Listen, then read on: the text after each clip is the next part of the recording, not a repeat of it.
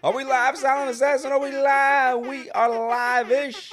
Welcome to the All Even Podcast. My name is Barry Grant Jr. You can catch me on Instagram at All Even Podcast, on X at All Even Podcast, on TikTok at All Even Media.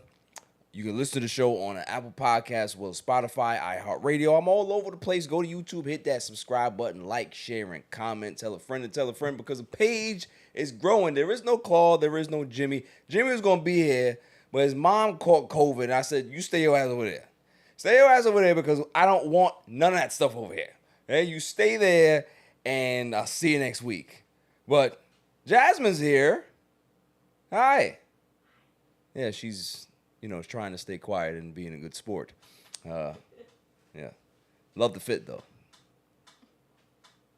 Beautiful. Silent Assassin is here. Yeah, what's up? Not that much. Interesting week, but not yes. that much. We're not... Obviously, we're going to talk about things. But how are you? I'm doing good. Yeah? Yeah, the usual. Working, editing. But you're good. Nothing spectacular? I don't think so. Did something happen? I'm just asking. I don't know. I have no idea. Oh, no, I don't think so. Just Okay. the usual, I think. I'm just making sure that you're all right because it's been a tough week for me personally because I'm just tired, man. I'm tired and trying to muster the energy to do this show. I love it. I'm just tired today. But we have a lot to talk about. A lot of sports topics. Those Clippers. Do I have a story for you? And shouts to Pablo Torre, right? He's the one that got the real story, but we're going to go ahead and detail that. Ben Simmons has lost his mind. I don't know who the hell he think he is in regards to what's going on with him, but his agent decided to not be with him anymore and there's a lot going on with him. Adam Silver, I don't know what's going on with him in regards to not listening to the fans, not paying attention to what's going on, being very tone deaf. We're going to talk about that. NFL, we're going to talk about some games in week 1. J.J. McCarthy, I want to talk about him. Aaron Rodgers gets his revenge against my Jets. John Harbaugh and those Ravens. A lot of people are talking about him, and I'm going to talk about it in a different way. I don't want to really highlight the game too much, but kind of highlight the concerns that I see and that a lot of people are starting to see as well with him. Your Giants, Silent Assassin. We're going to pull up that schedule because we talked about this early in the week. It don't look good. So that's all I'm saying. It don't look good. Week 2 predictions. Our Mets, they're in free fall. And I hate to be that guy, but I told you so. I said it would happen. Irrelevant news of the week. And then the greatest segment on the planet, Dummy of the Week. Oh. Dummy. Yeah. There we go. Before we get into that, obviously, we got to talk about different things. Today's 9/11. And, thoughts and prayers, and I mean that, not just regular thoughts and prayers, to all the families, all the people that lost their lives, the families that have been, impacted. It's been 24 years since 9/11. I remember where I was that day. I was in social studies class and acting a fool like I always do. And I used to sit by the window, and my teacher, Mr. Pennicus, was doing his thing. And for whatever reason, I just kind of drifted off and looked outside. As a kid, 16 years old, you're just like, let me just look to see what's going on here. And I see this plane. I've never seen a plane fly that low. So I'm trying to get my teacher's attention. And because he thinks that I'm joking, because I'm always joking, Mr. Grant, pipe down. I'm like, Mr. B, you got to look at what's going on here. He goes and looks outside, and he says, oh my God. And then all you see is, and the world changed after that. Everything was different after that. The way you flew was different. The way there was different security, how people went about their business, how people talked about things.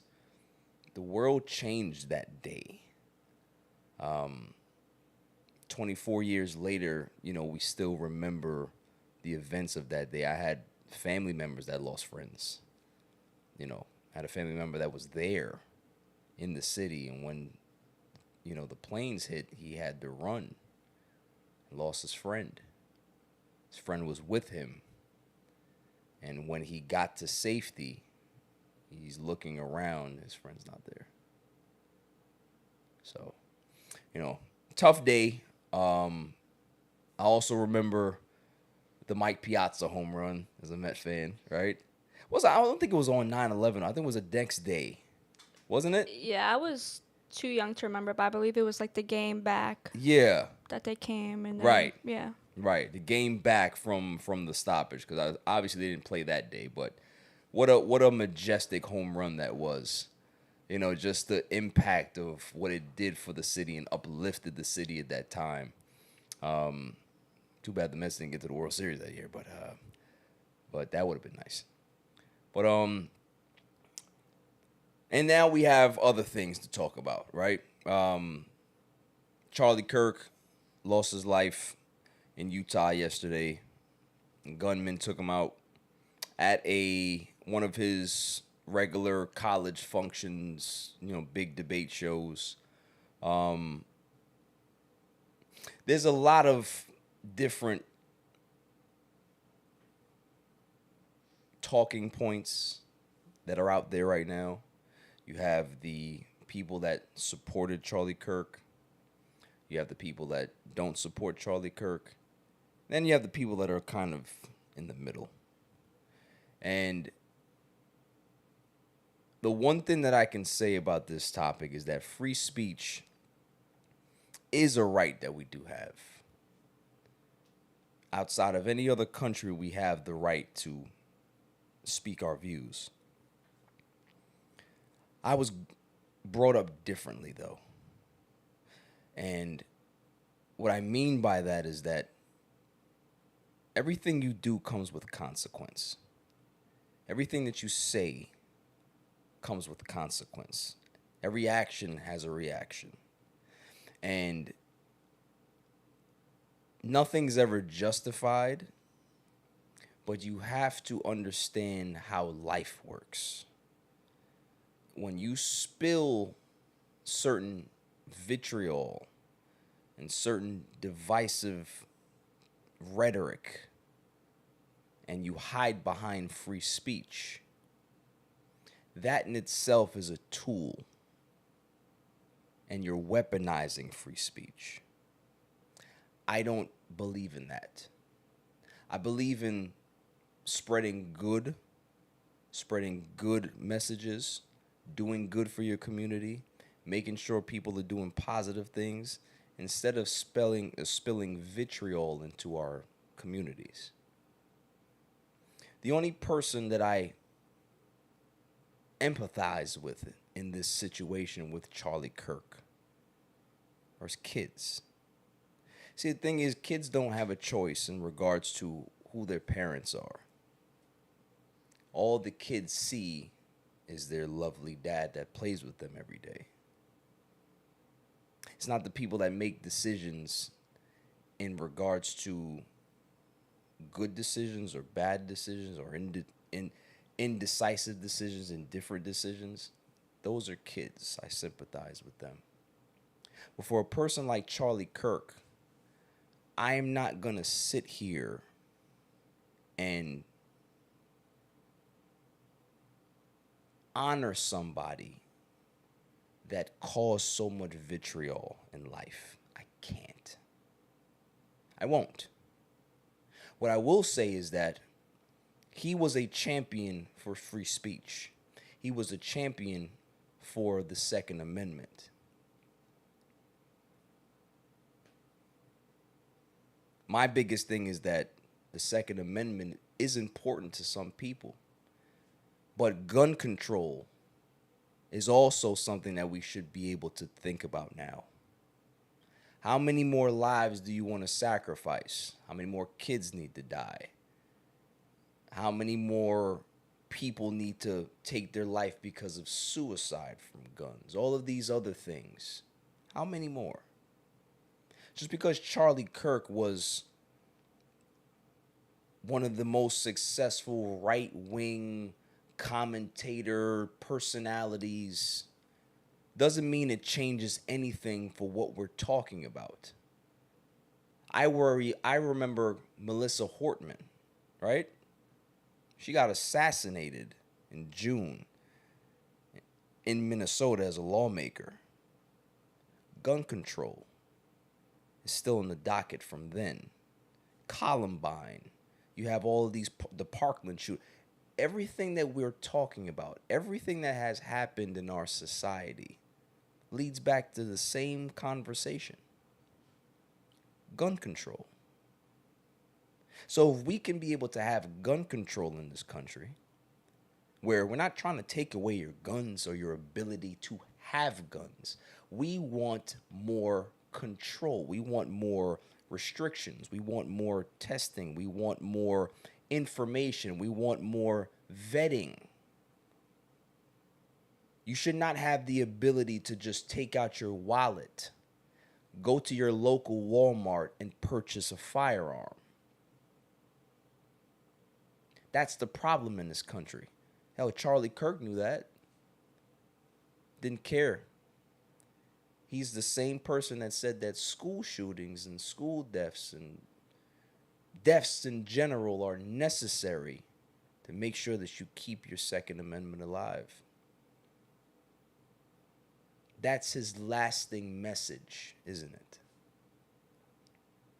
Our lasting message as a nation should be that we want to protect our own people instead of putting them in harm's way every single year. There's no other country on this planet that has more school shootings than us. That is now our national pastime. It's not baseball. It's not football. It's school shootings. So at some point, we all need to realize that instead of politicizing things, we need to pass real reform to make change in this country. Not just a state-by-state thing. It needs to be a countrywide mandate. Look at the states that have gun control. You think about California, yeah, they have a lot more people. You see their percentage of shootings or killings are higher, but their per capita, if you look at the numbers, they're actually lower than red states that have open carry. So these things that we have to start talking about, we need to make sure that we're understanding that everybody needs to have the same blanket gun control restrictions. Hell, if you want your gun, go get it. But just know that you're going to have to go through an extreme vetting process to be able to get that gun. And if you still want it, if you still feel that you can be able to pass those particular, processes and all of these rounds that you have to go through, cool, get your gun. So we're not trying to take guns away. The left doesn't want to take your guns away. It's about making this country safer. Because what we see constantly is the same rhetoric, right? Somebody dies, people, they have their thoughts and prayers, and then 2 days later they move on about their lives. It's the same repetitive nonsense every single time. So Charlie Kirk is no different. He's going to be in the zeitgeist for the next week or so. And people are going to be having these conversations. And then it'll go away. And then we'll go right back to doing the same nonsense that we've always done. So if you want to pass real legislation, go ahead and pass it. Republicans, Donald Trump, they have power in the House, in government right now. Pass it. Show people that you actually care about people, that you care about the citizens of these United States. Instead of telling us all these other messages, oh well, immigrants, we need to get them out. Is that really a big issue? Oh well, we gotta make sure the trans people are not in sports. Is that a real issue? Or is it the real issues that you don't want to touch? Is why you keep talking about those. You keep distracting people over here because you don't want to pass real legislation that's over here. And what I'm also seeing now is that people are so taken aback about people's opinions about Charlie Kirk. What happened to free speech? The same person that was a free speech advocate is advocating for those same people that have their opinions. So why should those people not have the ability to say what they want to say? It's always good until it happens to you or your side. Because what I see on the other side, the right side, Donald Trump's side, is that all of a sudden now we're using Charlie Kirk's passing as a political tool to be able to push more hatred. So do we really care? Do we really care about legislation? Do we really care about passing gun laws? Do we really care about the safety of Americans? When you're now weaponizing somebody's death against the other political party and against other people that have opposing views to that person? What country are we living in? I can tell you what country we're living in. We're living in the same country that we've always lived in. This is what America has always been. So unless we want to change and do things differently, we will continue to go down this road and continue to devolve as a society and as a species. We're getting more animalistic as the days go by, because nobody wants to do the right things anymore. They don't want to pass progressive ideas and make sure that we're pushing this country along. No.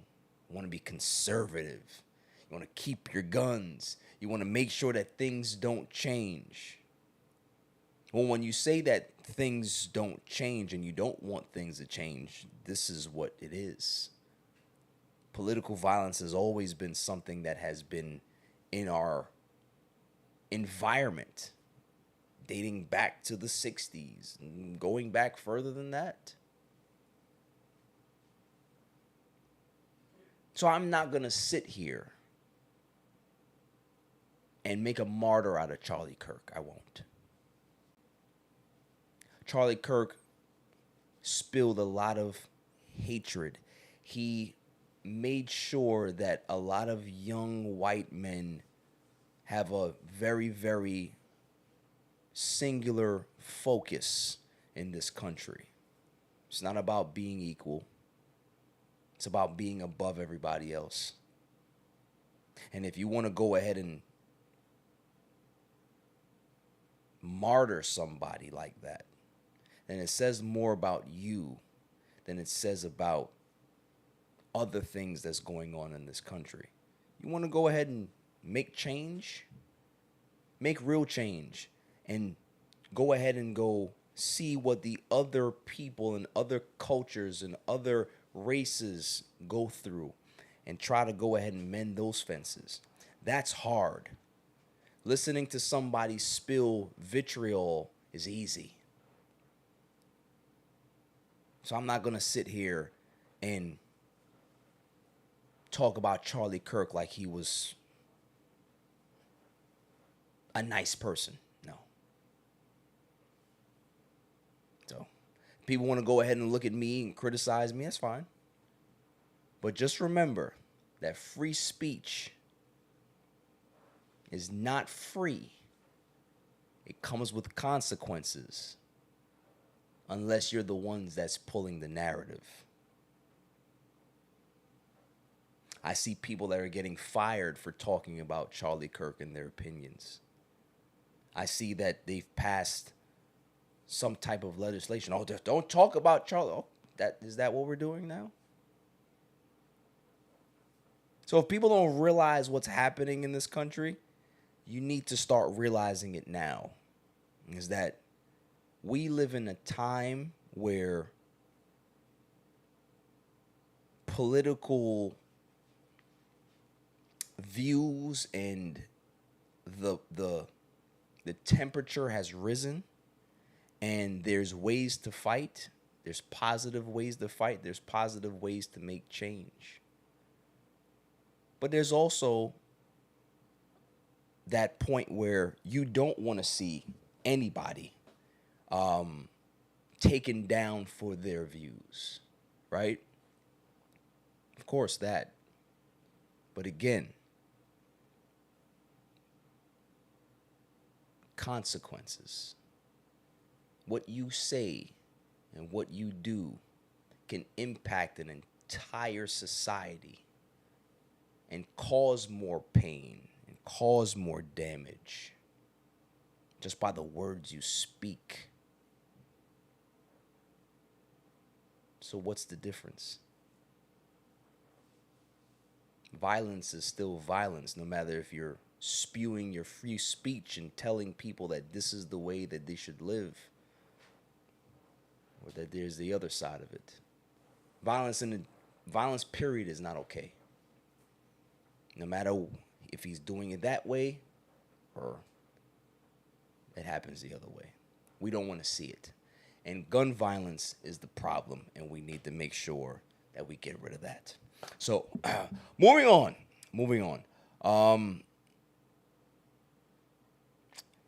Now it's time to kick off the show. Man, oh man, listen. I hate being right about things. I hate being right about those damn Clippers. But hey, I got to, because I knew it. And shouts to, listen, Pablo Torre, he got a fan out of me, because I watched 2 podcasts, and man, you talk about investigative reporting. This man has found such, I don't even know how he found it. But the fact that it was out there, public record, and the only reason why we know is because this company went under. They went bankrupt. Had they not gone bankrupt, we would still not know what the hell is going on. So just think about this. Kawhi Leonard signs with the Clippers, 2019. All of a sudden, there's this company that Steve Ballmer invests $50 million into. That company now is the first official sponsor of the Inuit Dome for the Clippers in the brand new arena, right? So Pablo Torre finds it that, according to the people that work there, because he spoke to some people anonymously, there's the filings, all the things, that they have a $28 million deal for Kawhi Leonard. It's a no-show deal, which means that you ain't got to do nothing and just get this money. But he uncovered that they also gave him $20 million in stock to raise the amount to $48 million. So according to Steve Ballmer, is that they defrauded him, they're scammers, blah, blah, blah. Cool. The agreement was the $7 million a year for 4 years was supposed to be paid out every quarter. So he's going to get $1.75 million every quarter. So the first payment in 2022 was supposed to be in June. They don't make the payment until July. So, Silent Assassin, what does that already tell you? Got no money. Clearly, something's going on, right? Yeah. So the next payment is supposed to be sometime in October, September, October. They go ahead and see in October, and they check the statement, no payment made in October. So now Uncle Dennis, who's the point man for Kawhi Leonard, he's mad now. So the anonymous sources saying that they're getting calls from Uncle Dennis, where's the money? But they're getting calls from other people, other clients saying, where's the money? They're hemorrhaging money because the guys that were at the top were stealing the funds. Those guys have already been indicted for wire fraud. So now we get to December. December, there was a payment made of $1.75 million on December 15th.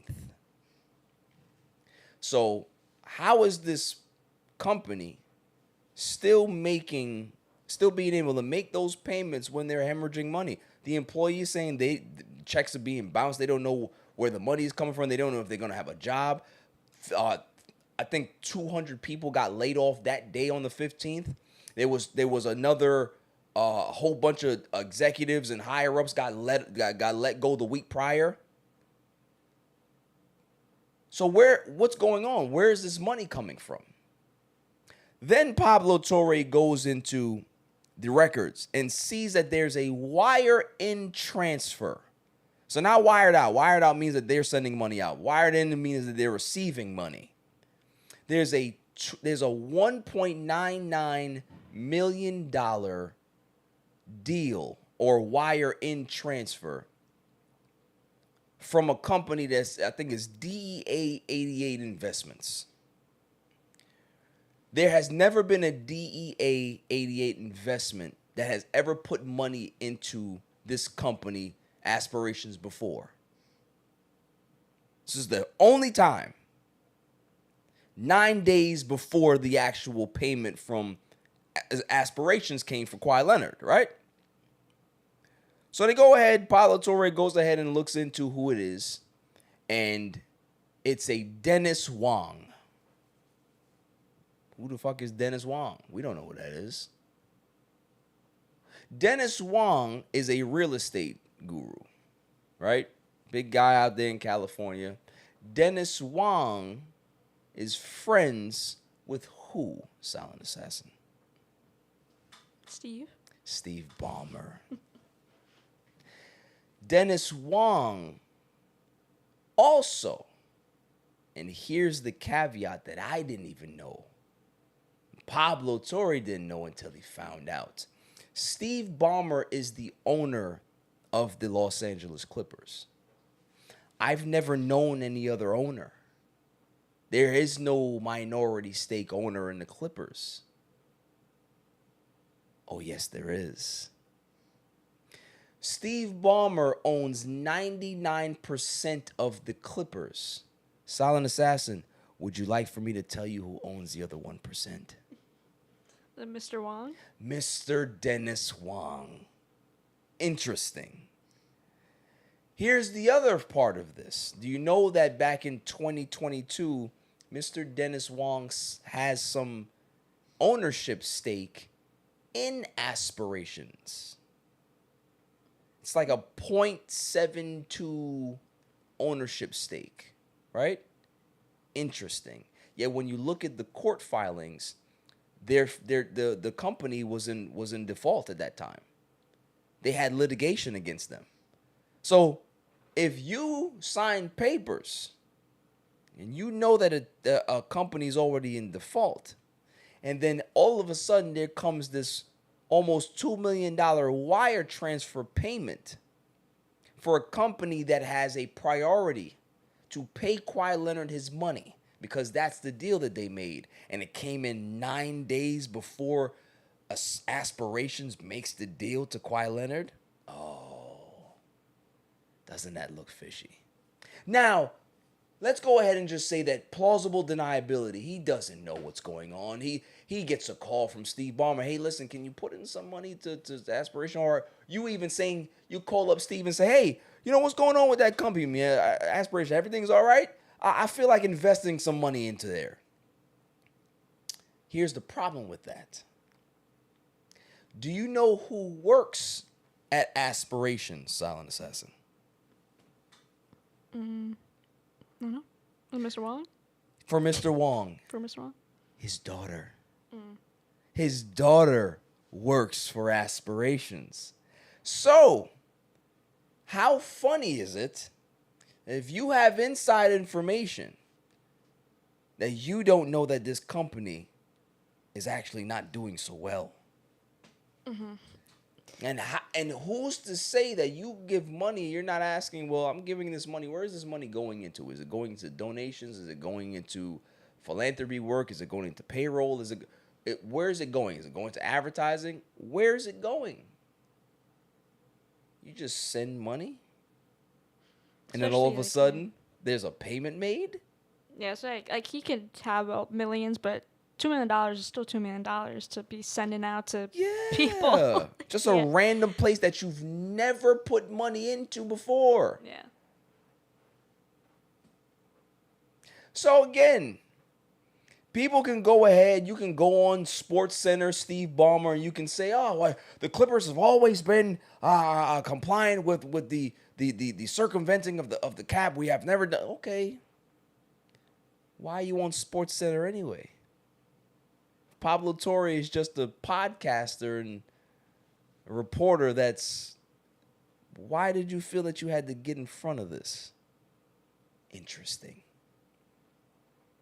What's also interesting is that this is not the first time that Steve Ballmer has been caught doing this.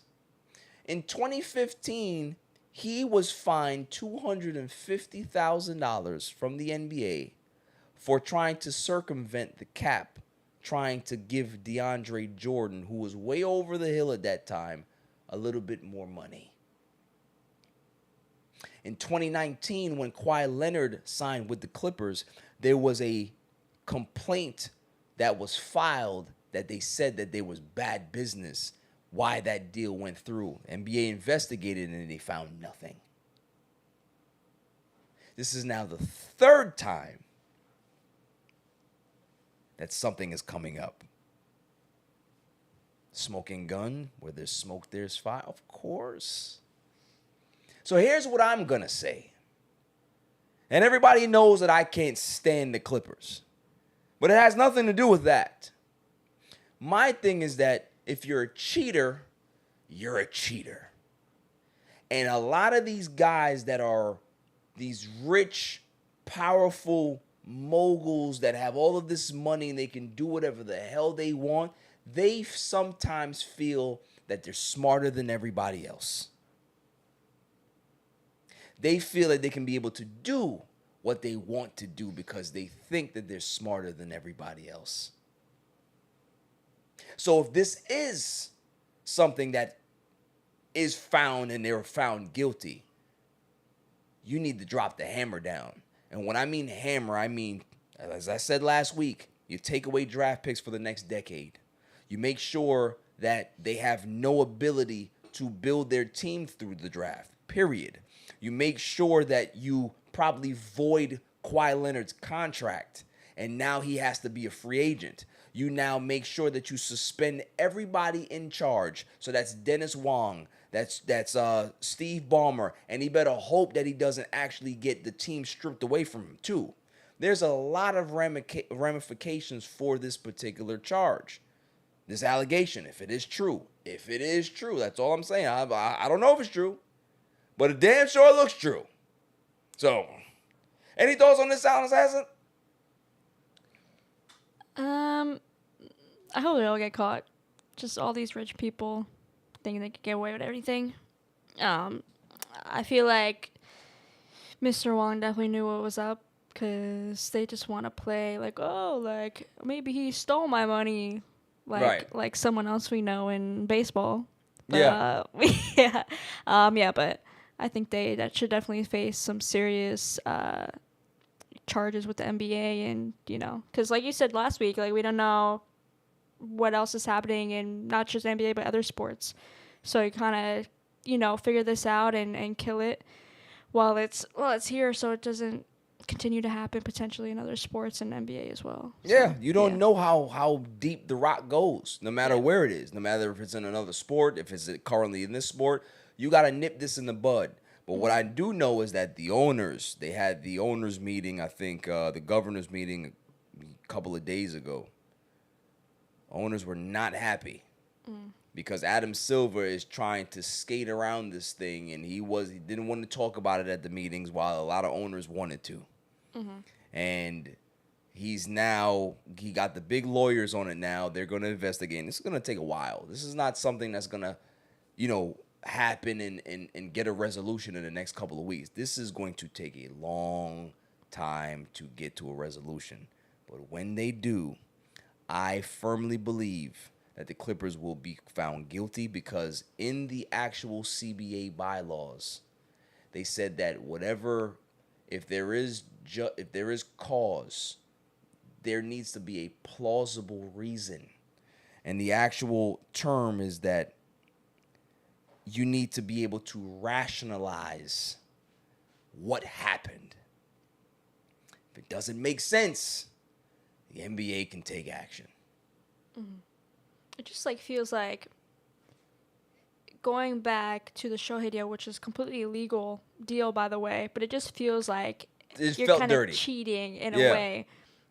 So, I mean, this scenario is different, so it literally is cheating because you're kind of scooting money under the table, basically. But I feel like that type of situation in sports just has to be this is what you have to do. Here are the rules. If you break the rules, then you face consequences. Yeah, 100%. I mean, listen, when you do these things, you never want to be the first person to do something. Never, right? Because when you're the first person to do something, they lay the hammer down on you because it's a deterrent. So they have to make sure that penalty that they give you is a message for everybody else. Now, you see this bald idiot over here, Steve Ballmer, that did this? Yeah, we're going to make sure that we get him. So that all you other owners that think that you're higher than the game and you want to think that you're smarter than everybody else, no. Because again, bad things always come to the light. Yes, there was scam with this aspirations company, but guess what? They filed bankruptcy, and now all the information has to come out. And shouts to Pablo Torre for being able to get on that. Because man, oh man, I was locked in. And shouts to Jimmy. Jimmy made sure he gave me some detailed notes from that podcast, and it was great. See if I missed anything. No, I didn't miss anything. So I'm going to wait. I'm going to sit here and wait. Because if the Clippers are found guilty, I am going to have such a party down here. I'm going to have Laker fans down here. It's going to be I'm going to have Jasmine decorate. It's going to be great. That's going to be the best thing. And I want to see what thighs Mr. Steve Ballmer is going to be grabbing then. What yelling he's going to do then. Where Kawhi Leonard is going to end up then. That's what happens when you go to a franchise. And Uncle Dennis is smart. You only can do this with desperate people. You couldn't do this with anybody else. It's kind of like when you're in a relationship, right? You have these man-eating women that come out here and man-eating women-eating men, right? That manipulate. They come in there and they do things. Why? Because there's a smell of desperation. So you can be able to go in there and take advantage and do what you want to do. Why? Because who are you going to get? You better be lucky that I'm with you. Oh, you're right. Find somebody with that poor person has low self-esteem and can't realize that maybe this is it for me. Maybe this is the last relationship. Maybe this is the last chance I'll get at happiness. So you'll find the wrong person to come and prey on you because you're desperate. And that's what the Clippers have always been. I say it all the time. Death, taxes, and the Clippers will always be bad. They don't have to be bad on the court in regards to records, but there's something about them. They're just like that screw-up family member that you just look at them and say, can you just do something right? Anything? They're screw-ups. And I'm glad that this is happening because it sheds light on just because you're the richest man in sports doesn't mean that you're above the law. Moving on. What else we got here? Adam Silver. You know, I like the guy. I do. But there's times where I feel like he's a puppet in how he does things. Like he's not. Rodger Goodell's an authoritarian, right? Like he's a guy that's just like no nonsense. He's the sheriff, right? Players don't, they have their issues with Rodger Goodell, but Rodger Goodell never feels like a puppet. You can't say the same thing about Adam Silver. And the problem that I have is that now, all of a sudden, the NBA, they have all of these streaming platforms, and you have to now watch these games via streaming platforms. And these fans are like, well, now, why are we now forced to watch basketball through a paywall? There's not many people out there that can afford all of these subscriptions. Yeah, they might be $10, $13, but some people don't got that. So why should they have to now sacrifice the only game that they really, really love? They love basketball, but now they have to try to find money to watch basketball at home. We're not talking about going to the games. We're not talking about sending your family there. You got family of four. You got to spend $900 on tickets and food and parking. We're talking about literally just watching the game at home. And now they have to watch that through a paywall. That's terrible. What did Adam Silver say? Oh, well, there is the free choice that we do have where there's a highlight app. So you just want me to get the highlights. I can't watch games. I'm somebody who can't afford it, so you don't want me to be able to watch a game. So the fans that actually put the money into the teams and make sure that the teams are profitable, make sure that jersey sales are there, make sure all of these things are there, the fans do that. But you go ahead and you don't want to appease to the fans. There should definitely be more free basketball for people to watch. You know how many people out there have cable? So now, because they got cable now, that they still have to go get a paywall to go watch a game? That's where everything is going now, and it's not fair. Football, wrestling, basketball. I ain't gonna lie to you. If I see the Mets go through a paywall, we're gonna have an issue. We're gonna have an issue. So my thing is that I don't want to hear Adam Silver talk about the fans. I don't want to hear that you're proactive with fans, engaged. You're not listening to the fans. You're not listening to what the fans need. You're not listening to what the fans want. We don't care about streaming platforms for our sports. We want it the same way we had it. There's nothing wrong with it.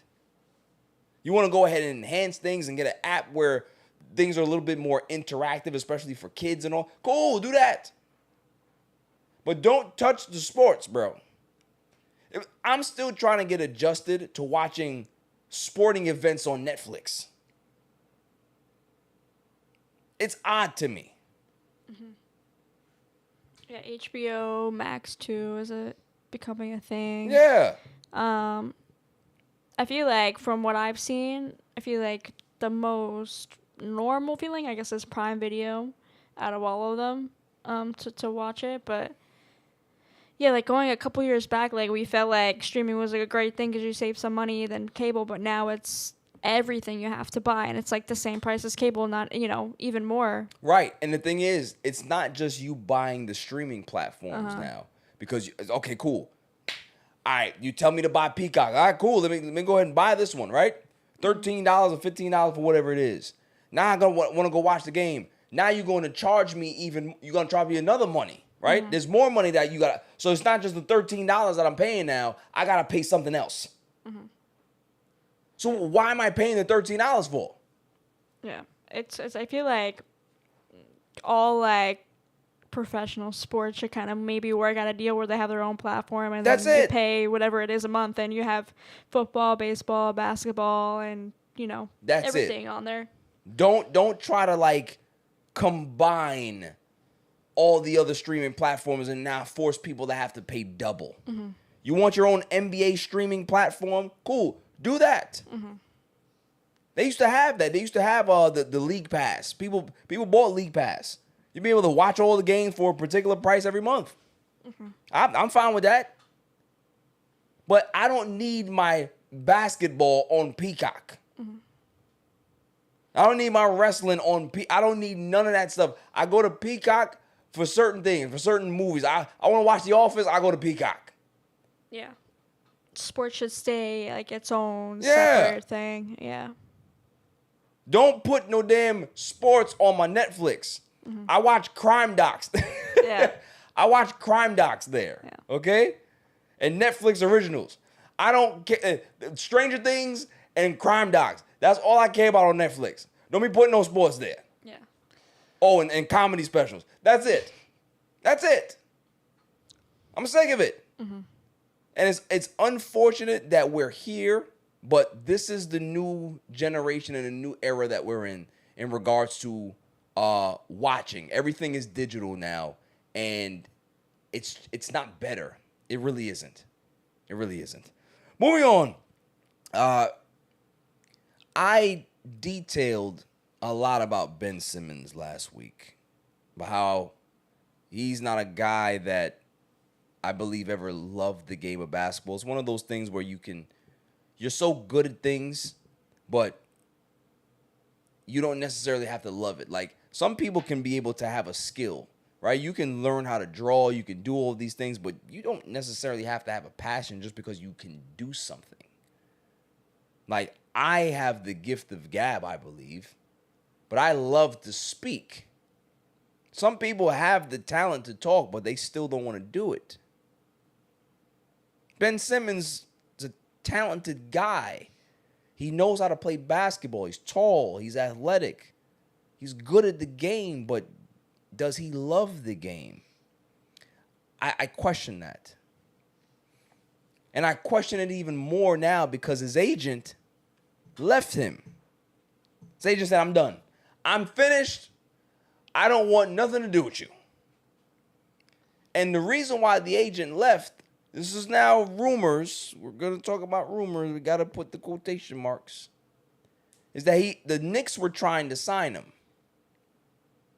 And he showed no interest in signing with the Knicks. I don't know if it was about the money or he just didn't want to be a part of the Knicks organization. And reportedly the agent was like, yo, my man, you know that there's no other teams calling you. Yeah, but I'm trying to get more bread out of the Knicks. He said, my man, nobody wants to give you no more than, you lucky that the Knicks are offering you what they're offering you. I heard people were calling me and saying, hey, listen, we would love Ben Simmons' services, but we got $6 for him. And I wouldn't take that $6, bro. They're giving us way more than that $6, and you still don't want it? So for me, it's like, you need to start realizing where you are as an athlete. You're not well sought after. You were a Clipper last year. They traded you, or you were a buyout thing. You were with the Clippers. Why didn't they take you back? if the Clippers don't want you, if the Clippers don't want you, you know you got a problem. And the Knicks said, hey, listen, we're willing to give you a shot, give you a roster spot, and you still want to puff out your chest and be like, oh, nah, you still got to give me bread. What am I giving you money for? What am I giving you top dollar for? You ain't that good, bruh. Not right now. Man, don't even look at the basket. He hasn't taken a three in like 60. Get him out of here. And for your agent to say, you know what? Pack it up. Pack it up. Yo, where you going? Yeah, I'm out. I can't do this no more. Me representing you is losing me money. Because if you won't even take the $6, you won't even take the $6 that people offer you, then you take it out of my pocket because that's $2 going into my pocket. You need to understand where you are in your life. And there's one thing to bet on yourself. That's fine if you want to do that. But there's also a thing where take a short deal and prove that you're worth more. Why would somebody pay you more when you're a depreciated asset right now? You didn't have a great season last year. You didn't have a great season the year before that. You didn't have a great season the year before that. Your numbers keep declining. So why would anybody give you top dollar at this point? You have to make sure that you take shorts, go to that team, and then they say, you know what? Ben Simmons showed so much promise. He was a good teammate, played well in practice, answered every question in the media, and actually showed progression in his game to the point where we believe that he's going to be somebody that can be able to help us next year. And now we want to give him a bigger contract. That's the way it works. But when you go ahead and have this entitled mentality that you think that you deserve more than you're getting right now, then it's time to probably pack it up. Maybe being away from the game long enough will make you appreciate that you have to work yourself back. There's a guy that's in the Hall of Fame right now that just got inducted last Saturday. Two of them. One is named Carmelo Anthony, and the other one is named Dwight Howard. And at the end of their careers, they were also told that you are not desired anymore. You are no longer the player that we think that you are, which means that we don't want to pay you that money anymore. And instead of them crying about it, yeah, they fought it for a while, but reality set in and said, if I want to continue to play, I got to change. I got to take a chance, take this short contract, and then prove myself again that I'm still a helpful and useful player in an organization, whether it be veteran presence, whether it be a role player, whether it be whatever they're asking me to do, I will do. Dwight Howard did that for the Lakers in 2020. He was one of the best role players that we had on that team, and he won a championship with that team. Carmelo Anthony came back to the league after the league said, hey, listen, we don't want you. Came back with the Blazers, played well. Came back with the Rockets and played well. Came back with the Lakers and played well. You can be able to reinvent yourself, but you have to be accountable, and you have to admit that you need work. And if Ben Simmons is not there yet, that's fine, but don't waste anybody's time. Step away from the game and think about it for a while. That's my take. And what he can also do is work on your game. Shoot some threes. Make a layup. Make a layup. Do something. Anytime we see Ben Simmons doing anything good, it's in the offseason workouts. You'll never do that in the league. That's why you getting offered $6. Sorry, not sorry. Moving on. You hate to see it, right? You do. You hate to see it. But at the same time, you love to see it. See what we got here. Are we going to talk football? Or are we going to do irrelevant news of the week? What should we do? Guess irrelevant news will do. Yeah, let's do irrelevant news of the week. You got to be kidding me. I mean, how do you watch them? I mean, yeah, they stink. Every week we go ahead and we look at these stories. We got some good ones here, Jazz. Let's see what we got. I am going to avoid all of this because it's just... this is an interesting one. I have two women down here. Let's go ahead and go talk about this. This is good. Woman explains why a girl's night out and a guy's night out are not created equal. So she says why a girl's night out will ruin far more relationship than a guy's night out will ever do. Thoughts? I don't particularly think so. Like, I guess from experience, like, we're definitely trash talking some men, but I don't think we're action-wise going out and kind of taking action of ruining things, if that makes sense. You don't have a mic, sweetie, but are you going to nod yes or no? What do you think? Well, you already know context matters for me. Context does matter. Context matters. It depends. And I have it. Than a guy's night out ever will. And here's why. And today we are diving deeper into the facts behind it. Guys' nights are pretty simple. Pool, sports, maybe a strip club. But here's the truth. Men do not walk into a bar with endless attention waiting for them. Women do. Attractive women are approached far more frequently in nightlife settings, while men rarely are. A woman steps into a club and it's instantly free drinks, compliments, attention, validation. The offers, they don't stop. And while not every single woman cheats, I understand that. Psychology proves that repeated exposure to temptation increases the likelihood of emotional or physical boundaries being crossed. And alcohol, which lowers inhibition and impairs judgment, and you've got a breeding ground for mistakes that can cost any relationship. That's why it's dishonest to act like guys' night and girls' night are the same. A girls' night out. Context matters. I mean, listen, she made some valid points. All I'm saying is that when the homies go out, nobody's giving us no damn free drinks, right? We not the center of attention, and we don't look like y'all. So, But what if it's the homies buying the drinks for the girls? Like, what if it's the opposite? Like, the group of guys is the one so that's... there's a guy that's out there that's hunting. Yeah, like, you could be the group of guys that's, oh, you see the girl over there? Like, Okay, that's what I fair. mean? I feel like it's vice versa, but, like, I've never been, like I said, like, in that type of situation where, oh, because you're getting a drink and you're drinking, getting drunk, that means you're going to potentially lead to something further. Right. I don't feel like that's, like, right. So. Yeah.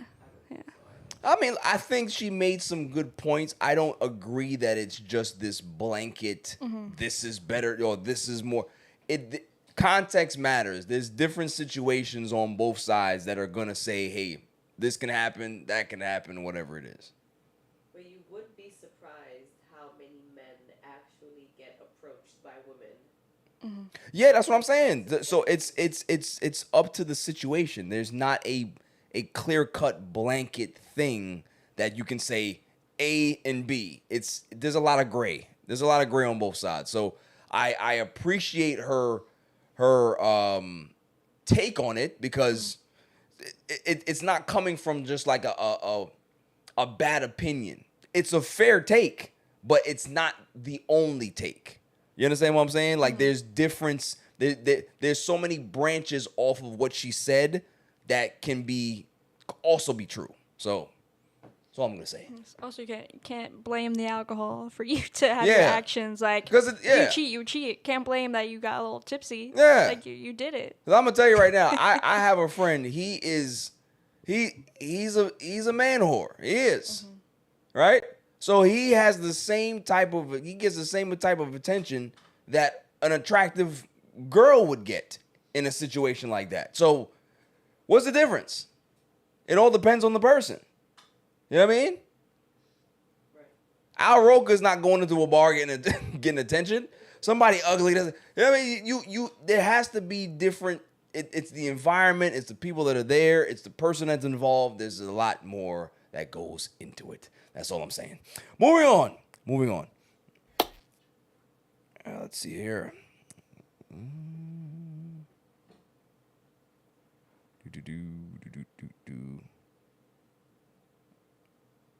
Why is my phone acting so slow today? All right.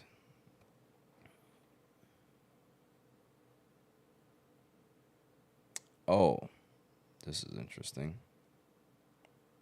This very well could be the clearest sign of life that we've ever found on Mars. So last July, NASA's Perseverance rover found a leopard-spotted rock at Mars. And scientists immediately knew. It was interesting, we hadn't seen anything like that before. What we saw in this rock were these layers of very fine-grained, rusty red mudstone that had in them these incredible features, these things that we took to calling poppy seeds, which are the sort of dark black spots in the rock, and leopard spots, which are these kind of ring-shaped features that have dark rims around them. They've done the analysis on these leopard spots, and we think they are potentially made by some sort of ancient life.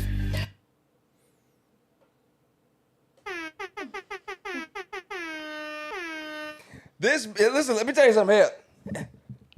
It's about time. I'm going to Red Rocks at some point in my life. I've been telling people, all right, Mars is where it's at. There's people up there. There's something up there over here making these what they say, poppy seed rocks. We going up there. We going up there figuring it out.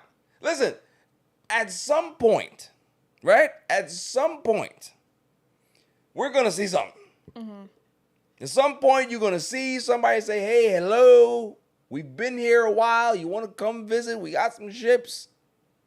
And I'm going to be on that ship, okay? I want to see what's out there. I'll be back. I'll be back in 30 years, like Interstellar. I'll be back. You know what I mean? But I got to see what's out there. I got to see it. Red Rocks, man. But that's crazy, though, the fact that, they have discovered something, but at the same time, it isn't crazy. Look, there's so many planets and galaxies. Like, you can't think that you're just the only people that are here. Mm-hmm. That just doesn't make sense. Yeah. You know what I mean? There's something out there, whether it be, I don't know. Yeah, they might not look like us per se, but there's life forms out there. Mm-hmm. Higher intelligent life forms. That don't worry about guns. I keep my guns. They don't even know what guns are. It's like, oh my God, you still play with primitive stuff like that? It's terrible. Moving on. There was another one that was in the same realm that I wanted to discuss. Where is it?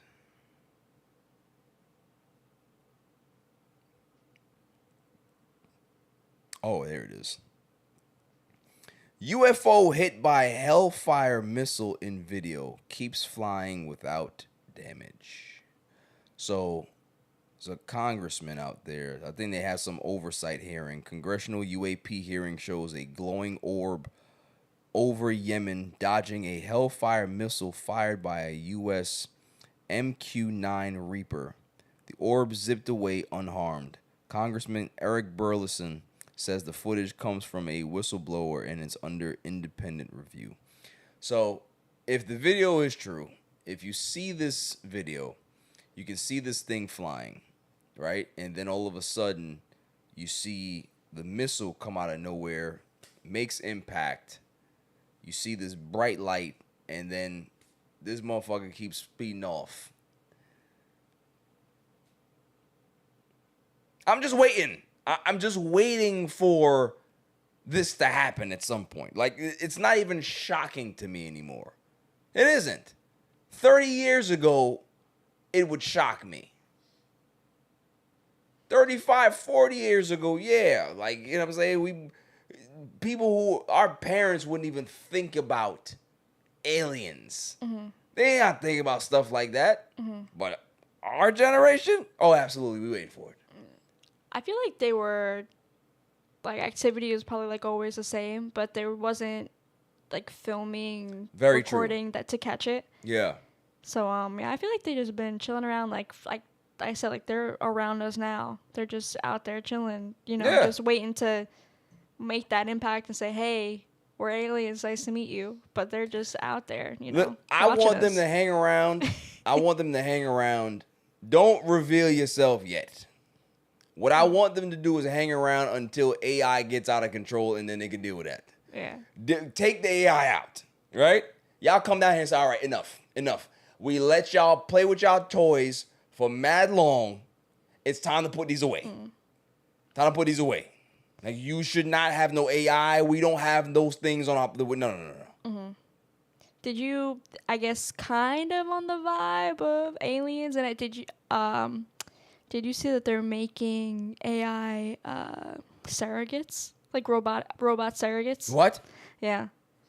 I was like, it reminded me because people were like, oh, they're going to make like humanoids. So it reminded me of like Alien and all that stuff. What do you mean surrogates? So it's going to be like a robot, robotic woman, I guess, that has all like the needs of creating a baby. And it's only reportedly $13,000, which is a lot less than having a human real surrogate. Yeah. So I believe they're testing them in China. I'm not sure what part of China, but they're starting to test it out and have robot surrogates. But I'm like, I don't trust, like, it could still be man and woman create the baby, but I feel like some of that robot juice is gonna get in there and mess with the baby. Robot juice is nasty work. Yeah, whatever it is, it's gonna corrupt. Listen, I've seen movies like this, and if this was a 90s movie, Arnold Schwarzenegger would have one of those big grenade launchers and go into one of those facilities and just blow it up. Stop it now. Yeah. Stop the Skynet. It's bad enough we got Apple phones out here doing nonsense. That surrogate stuff, I'm sure it's going to be like, if you have an Apple phone, you can be able to just plug it into the back, and then they're going to get all the memory that they need from you, and they can download all of your pictures into their database, and now they're going to know you and have a conversation. No! No. I don't want to have no conversation with no robots. Unless you cleaning my floor, I don't care about nothing else. Cleaning my floor and washing my car. I don't care about nothing else.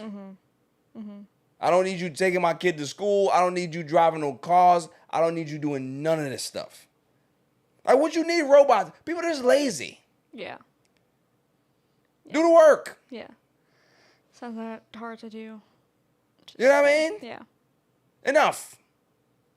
It's scary as hell, man. I don't like it.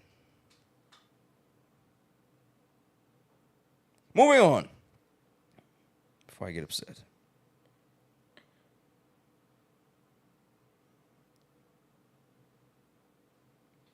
Let's see.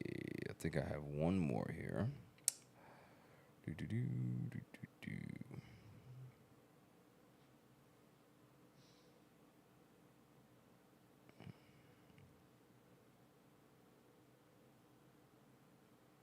Let's see.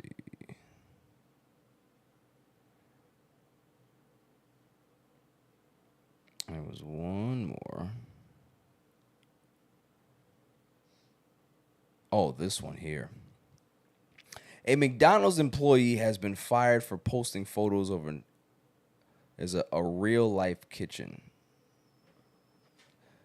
So did you see this video?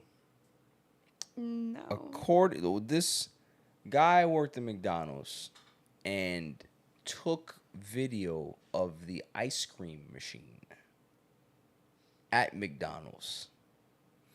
And those ice cream machines are not cleaned.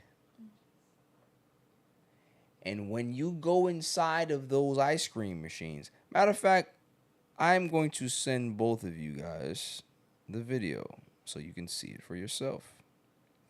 If you see what comes out of that ice cream machine, you would never go to McDonald's and eat ice cream again. Small creatures are in there. And it starts with an M and ends with an S. And they come from flies. You know what, too? Like, McDonald's got the best ice cream, too. Yo, you getting all that maggot juice. No, that's disgusting. All that maggot ice cream is what you're eating. That's, like, I was going to say before seeing this, it doesn't shock me because I worked at Dunkin' Donuts and stuff can get pretty dirty and gross. Right. But never to this extent like that. Now, granted, right? You're going to have different sanitary places than others, right? Some places are just dirty as hell. Like, not every McDonald's is clean. Not every restaurant is an A plus restaurant. Like, you have bad restaurants out there. So maybe this one that he's at is just awful. But it does shed some light onto what really happens at these places because they are not really taking care of the food. They're not cleaning these places properly. They're not doing the things necessary to keep this place clean and safe. They just trying to pump out as much food as possible to be able to make as much product as possible to make as much money as possible. So when you're cutting corners to try to make more money, you are going to do things that are not right and unsanitary. You're going to do that. That's going to happen. Yeah. Yeah, that's like from experience, like, oh, like, we say, like, oh, maybe it's good another day or two. Like, use your best judgment, like, like you would at home, but, like, never something like that. That's, like, because you literally can kill people, potentially, like, 100%. with giving people bad stuff. But, yeah, that's definitely someone got sick and called the health inspector. Yeah, They came 100%. in, like, break down that machine right now. It's just like when you go to the supermarket and they got the manager special. I ain't never touching that shit. Never. Yeah, that's Manager special, what the hell does that mean? It's been already 2 weeks old. You know what I mean? What? No, seriously. Like, can somebody tell me what the definition of a manager special is? Expired. Everything else is on sale. This is manager special. It means it's about to rot and the manager's going to give it to you because they want it off the shelf. Which means that you get it for free? It means you get it at a cheaper rate. Why would I want rotted meat? You don't know that. Of course, everybody should know that. You can't be that dumb to see everything else on the shelf, right? It got no sticker on it. This one does. That's like when you go to Best Buy, right? Open box. Yes, a lot of times open box is great, but sometimes that open box is broken. And yeah, we'll sell it to you. Hey, no refunds. Great. You're an idiot. You better make sure you go ahead and check that thing. Just Turn it on. Yeah. Take it out of the box and turn it on. Plug it in right now. I need to see if it works. I'm one of those people. Clearance? Okay, let me see these sneakers. What's going on with it? Let me make sure that they're good. There's no holes in it. Make sure the sole is on there. Why is this on clearance? Why are these J's so cheap? What's happening here? They come from China. Are these variants? What is this? I don't trust it. This is why I don't go to, people go and listen, shouts to them. Like people who are financially strapped, they go shopping at the dollar store for food. I can't do it. Because, it might be the same. I can't do it.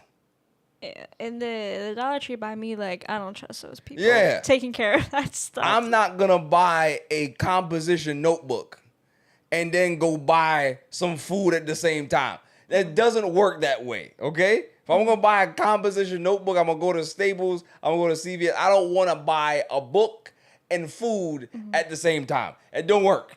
That doesn't work for me. You know what I mean? Cleaning supplies, and let me go pick up this steak. No, that doesn't work. Doesn't happen for me. I don't like that. I remember a long time ago, my aunt, she used to shop at the dollar store. And she used to always get me, like, little things like, toys and candy. Obviously, you're a kid, you take it. But after a while, you know, she would still get me candy as I got older because I'm a sucker for candy, right? Especially sour candy. She's like, oh, Jay, I bought you something. And she's like, oh, yeah, I went to the dollar store. And I said, well, you got what? You brought this from where? Nah, I ain't that. No. I'm an elitist at some things. Nope, not doing it. Sorry. I tell Jasmine all the time, if you love me, don't send me to the dollar store and don't send me to Walmart. I don't go to those places. Okay? Yeah, definitely interesting people Yeah, out there. I'm an elitist. I don't, I when I do go there, I walk with my shoulder tucked in. I don't want to, don't touch me. Don't rub shoulders with me, no.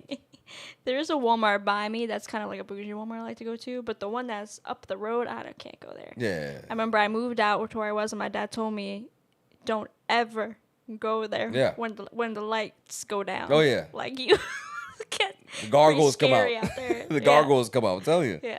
Yeah.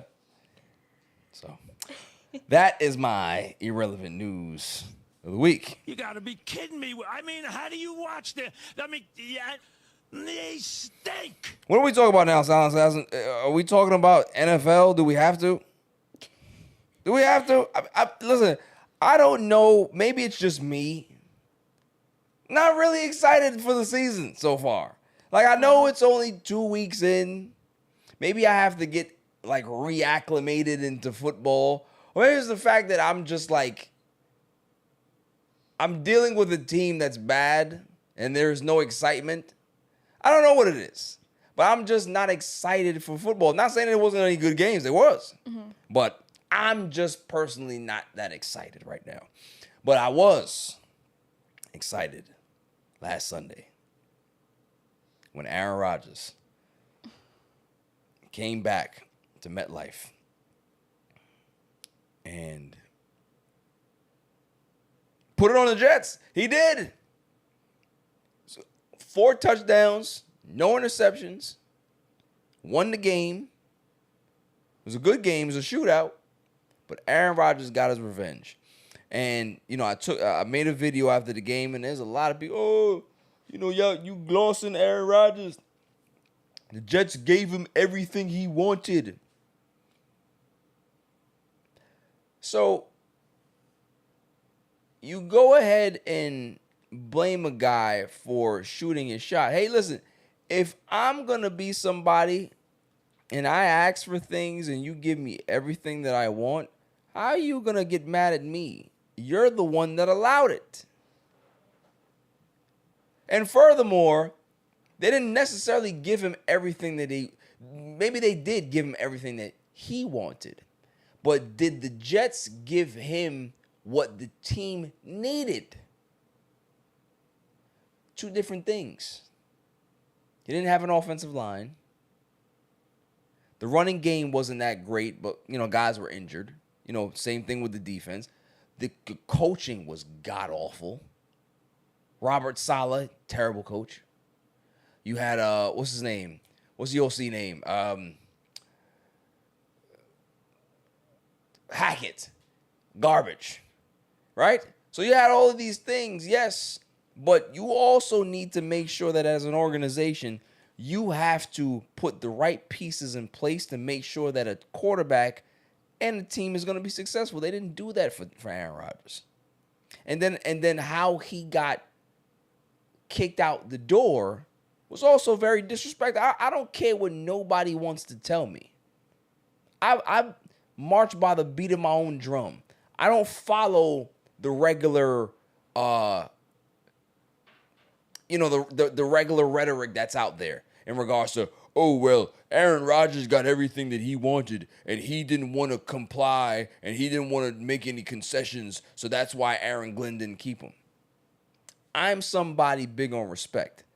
If you're a Hall of Famer, if I'm coming in here into a new situation and I don't know you, I'm going to still be able to treat you with respect even out the door. If we can't work together, cool. I'm going to shake your hand, piece it up, and say, good luck on your future endeavors. But I'm not going to have you fly out here and then have like a 5 to 10 minute conversation with you, and that's it. You could have had the same conversation over the phone. We could have did this on Zoom.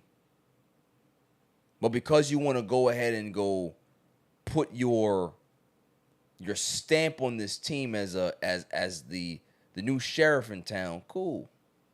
But don't do it to him, because there's other veterans that are watching on this team that did have respect for Aaron Rodgers, that do love him as a teammate, and they're watching you.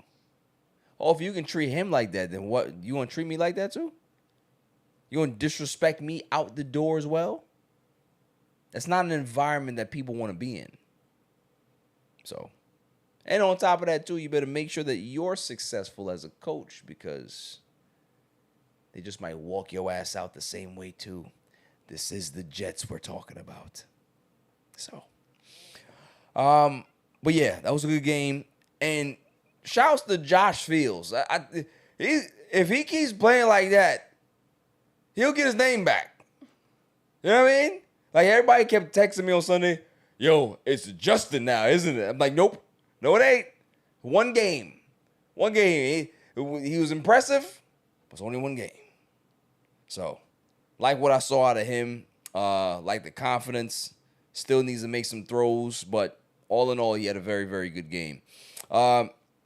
Moving on to other pressing news, Aaron Glenn is definitely a guy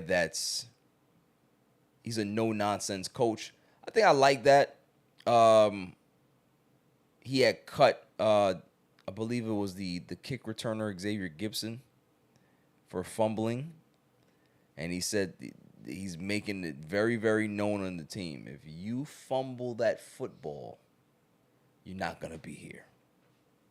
Very old school, very Bill Parcells, Jimmy Johnson. I like that. I'm not going to lie to you, because it's now going to give people that notion that I got to make sure that I'm ready and I'm not fucking around when I come to work. But the only thing that I'm going to say is that you have to be careful. There's a fine line that you have to walk. You, as a Giants fan, Silent Assassin, know what I'm talking about. When Tom Coughlin got here, Tom Coughlin was the same way. Fine guys for being late. He was he was definitely like a drill sergeant. Guys didn't like that, and they complained. He had to reel some of those things back in. He couldn't be so demonstrative. He couldn't be so strict.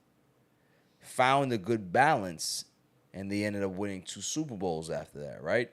But you got to make sure that you're understanding that this new generation of athlete is not the athlete that you were and the guys that you played with back in the 90s. It's just a lot different. And you got to be careful, because if you're not careful, you're going to lose a lot of guys early. And if you lose the locker room early, the next thing that you're going to lose is your job. So I like it.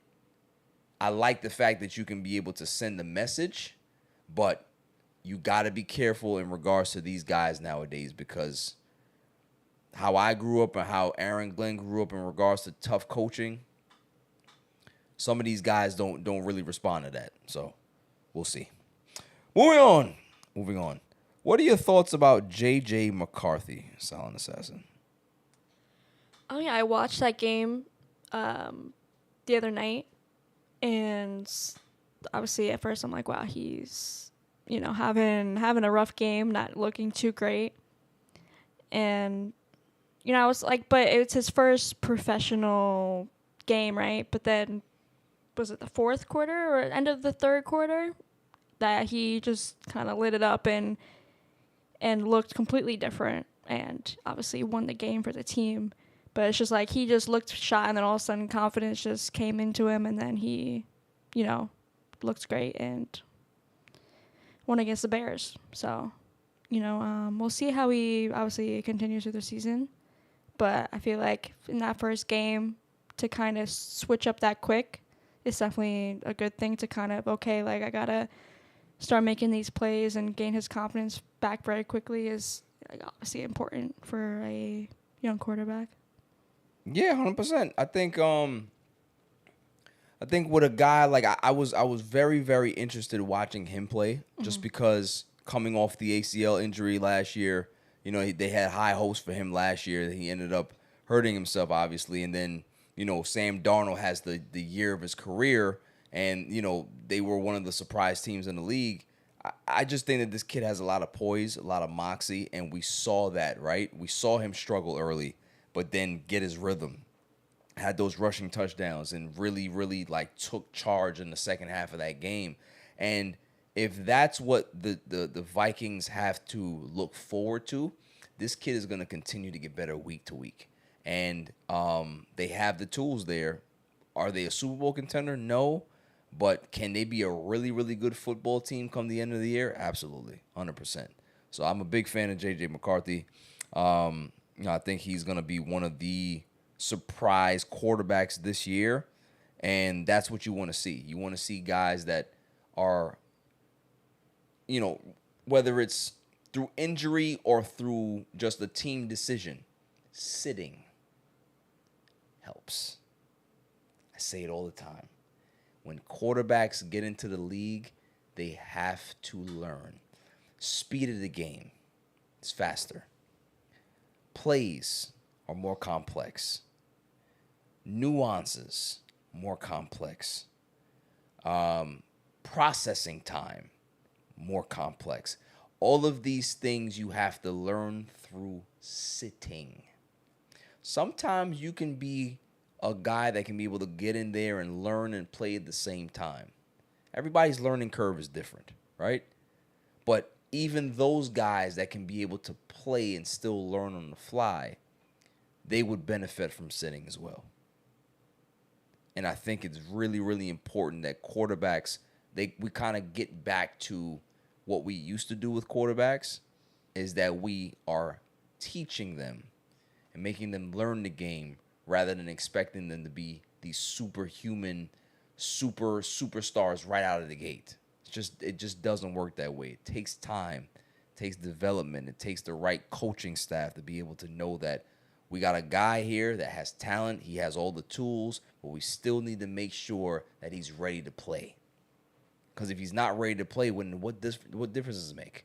What difference does it make how much talent you have if you're not ready to play? If you're not mentally prepared to play what you're doing, to kind of figure out all the nuances of the offense. Got to be ready. You have to be ready. Moving on.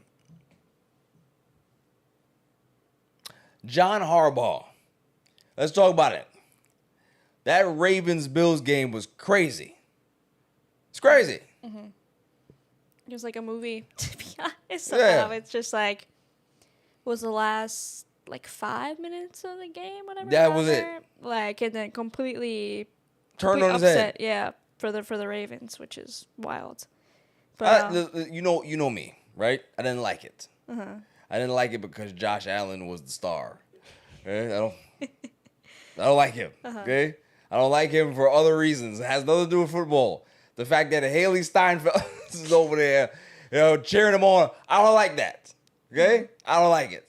But from a football standpoint, Josh Allen, I think, coming off the MVP year, is he the best quarterback in football?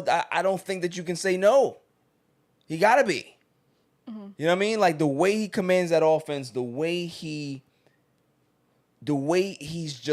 locks in at those times, man, and the throws that he makes. There's no throw that he cannot make. Mm-hmm. That guy is really, really great, man. But the biggest thing for me, the biggest takeaway is John Harbaugh.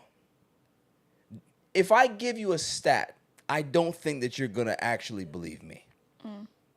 How many double-digit leads in the second half you think John Harbaugh has blown?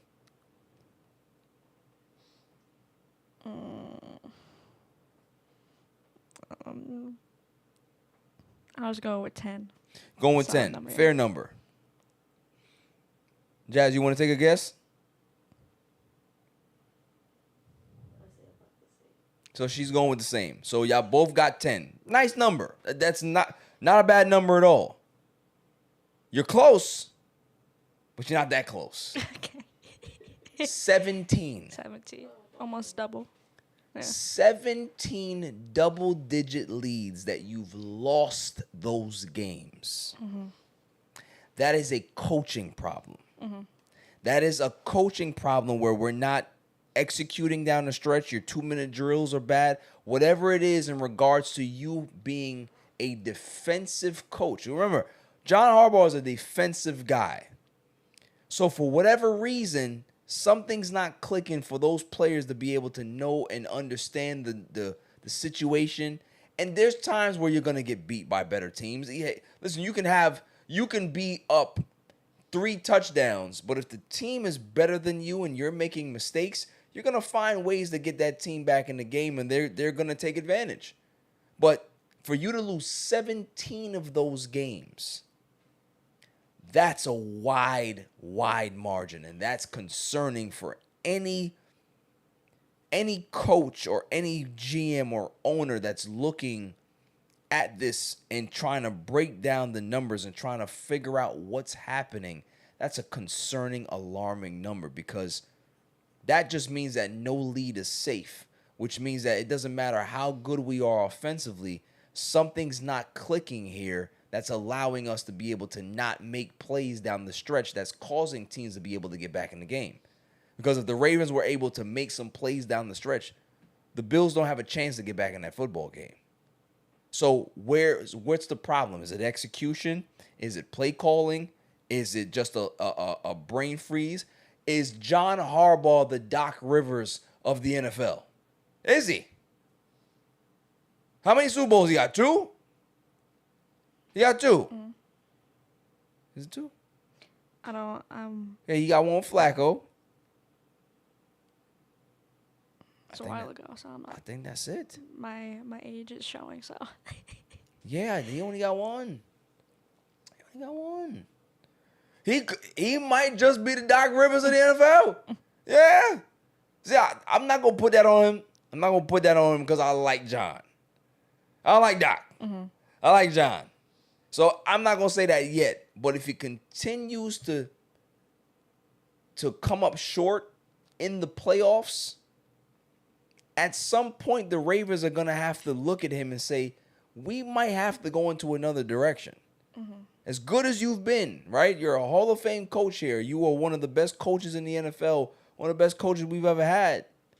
But something's holding us back from being great. Something's holding us back from getting over that hump and getting back to the Super Bowl and winning championships. And if it's you that's holding this team back, then we can't keep you here. At some point, Robert Kraft got rid of Bill Belichick, no matter how many rings they had. And they had a lot. Mm-hmm. You know what I mean? Like, Bill Parcells was no longer a giant after a while. Like, sometimes you overstay your welcome. Doesn't matter how much success you've had. Sometimes there needs to be a new voice or a new progressive mindset for a franchise to be able to move into another direction and be better. Sometimes you gotta recognize that as well too. Like, as good as you are at something, as good as you are at doing whatever it is, there's somebody out there that has a little bit more sharper mindset and knows how to get things done a little bit more efficiently than you are. And if that's the case, then sometimes a change needs to be made.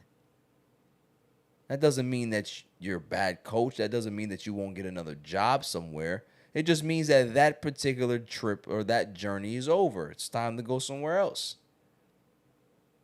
Lamar Jackson is a very progressive, modern-style hybrid quarterback. Maybe, just maybe, John Harbaugh is not the head coach that's going to be able to unlock him the way he needs to. He's great now, 2-time MVP. Yes, he's done a lot. But maybe there's somebody else that can be able to know how to execute down the stretch a little better. Those are the things that make a good team great. and a great team, a dynasty. Those little in-between marginal adjustments and little things that you can be able to clean up. You know the difference between the Jets and the Patriots?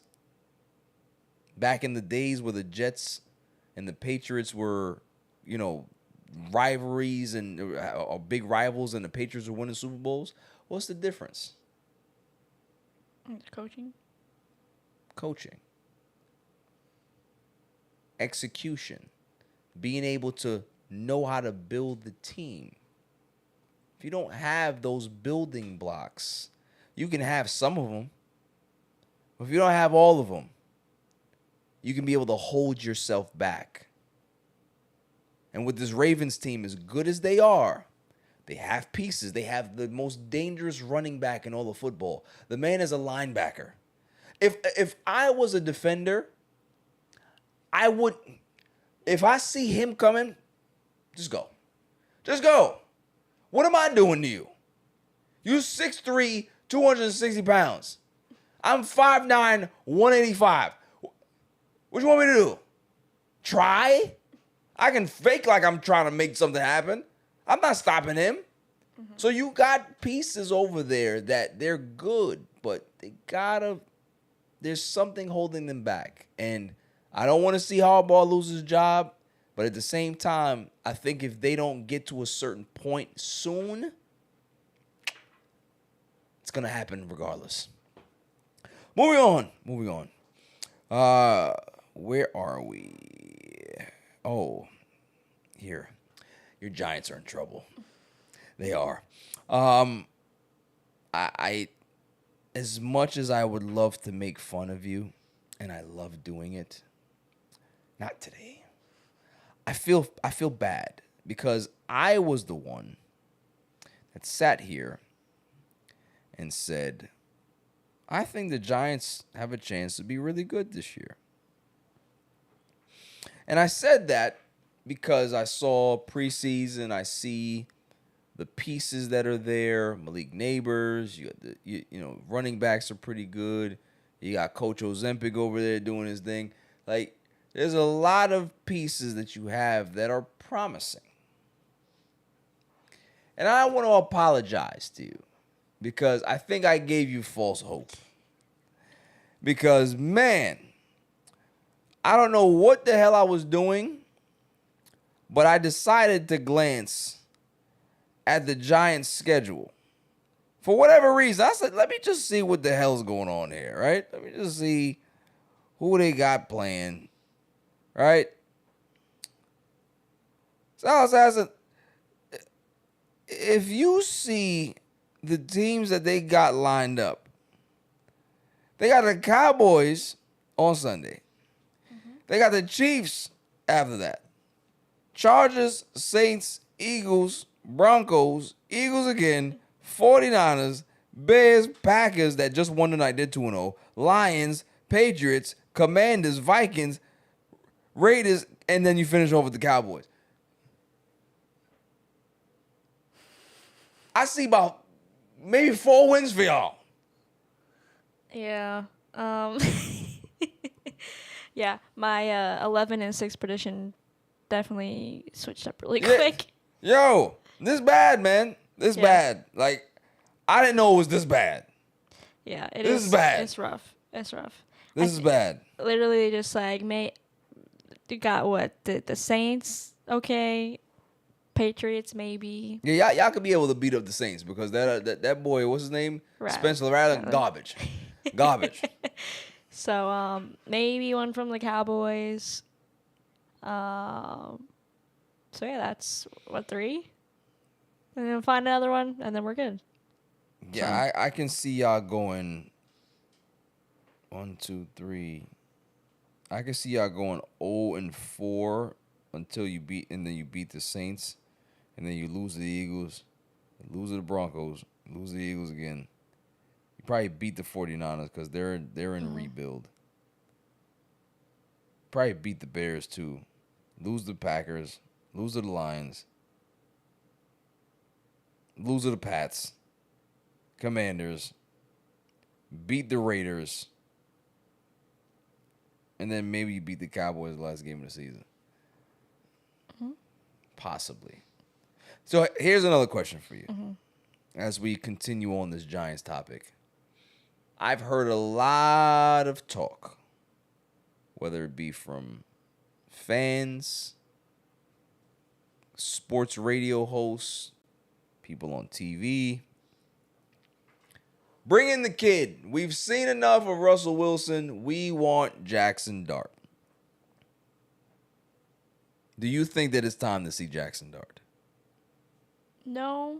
I was even kind of surprised to see he was second string quarterback. I really did not like what I saw out of Russell Wilson. I think he needs to I think he's done.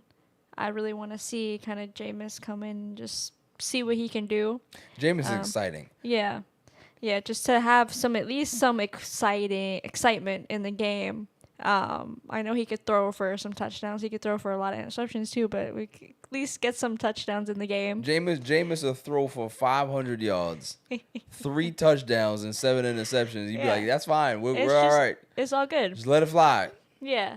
But Jackson Dart, I think, next year, if maybe the last couple games of the season they want to see him live, okay, cool. But I don't think he's the next up, personally, for the team. Yeah, I agree with you. I think that, first off, he shouldn't be second string anyway. He should be third string. The biggest thing is that this offensive line is not that great. Russell Wilson was running for his life, right? Why would you want to put your young player behind that? Yeah. You know what I mean? Like, it's better to have him sit so you can be able to beef up that offensive line and then have him ready for next year. He's sitting. You got the new line. That offense is 1 year together, and now he can be able to build those connections that he's been building in practice now in real-time games. And then you can have Jameis be his backup. So I don't agree with everybody trying to push the panic button first, because the one thing about Russell, I would say, I don't know if he's washed, but he is a slow starter, right? The first couple of the weeks of the season, he kind of looks like that, and then he catches his groove, he's playing well, and maybe then he'll tail off. He's not in the Giants' future. He's not in the plans. They're not going to retain him after this year. So the best thing to do is send him off to the Wolves. Let him get sacked. Let him deal with a bad offensive line. Let him go through all the punishment. Don't put Jackson Dart through that. Don't put Dart through that. Because you can be able, just like how you can be able to make a quarterback and make him great depending on the system that you have and the pieces and the coaching, you can be able to destroy a guy very early as well. If you put him out there too early with no weapons, I mean, look at the poor kid in Carolina. What's his name? Young. Yeah. Like, he looked so lost. Yeah. And confused. Yeah, and clearly, like, obviously this is the Giants' future quarterback. They traded up to get him. Right. So, like, why would you risk potential, injury or whatever it may be, confidence, whatever, to, sacrifice his potential success? I agree. So, yeah. I agree. So, Giants fans, I understand the pain. Just cool out. Cool out. It's week 1. I want Jameis, though. Yeah, y'all in for a long season. Like, if y'all think that this is going to be one of those seasons where you got playoffs in mind, forget it. Just forget it. Forget playoffs. Forget anything like that. Well, I got the Jim Mora playoffs. Like, you crazy? Kidding me? Ain't going to be no playoffs this year. Yeah. No. I don't know. I feel like, obviously, it is preseason, so it doesn't matter. But, like, the vibes, it looked like it was going to be at least some fun. But even still, right? Even in that game that they lost against who y'all played? Commanders? Commanders, yeah. You guys didn't give up a lot of points. That's what I said. Like, the defense was cool. But it's just that, like, the offensive line, like, Russell had nowhere to go, but he's right. just, like, kind of struggling. But I feel like he could have, I don't know, do more or whatever, try and at least get the ball out and, try and get a touchdown. I don't know. I think he will improve as the season goes on. I don't think that he's completely done. I think he can be a marginal quarterback. He can be a marginal quarterback. He's a bridge guy at this point. He's not a franchise guy, but he's a guy that's not going to necessarily. Probably not saying that because he can cost you games. He can. He's a guy that you can be able to trust to be there for the season. Like there is some stability with that, right? There is some type of value in having a guy that can be able to be there as your quarterback week in and week out. So, my condolences to Giants fans, but don't put the kid in there because you might regret it, honestly. Like, let him sit, let him learn, and when he's ready to play, then he'll be ready to play. He's not ready to play yet. No matter how good he looked in preseason is not NFL football. Like, those are guys that are trying to make the team. It's completely different. This is a completely different beast right here. Let him sit, let him learn. It's best to be able to pick Brian Dable's brain, pick the brains of Winston and Wilson. Talk to them, figure out, watch what they're doing. Say, hey, I'm not going to do that. I don't want to do that.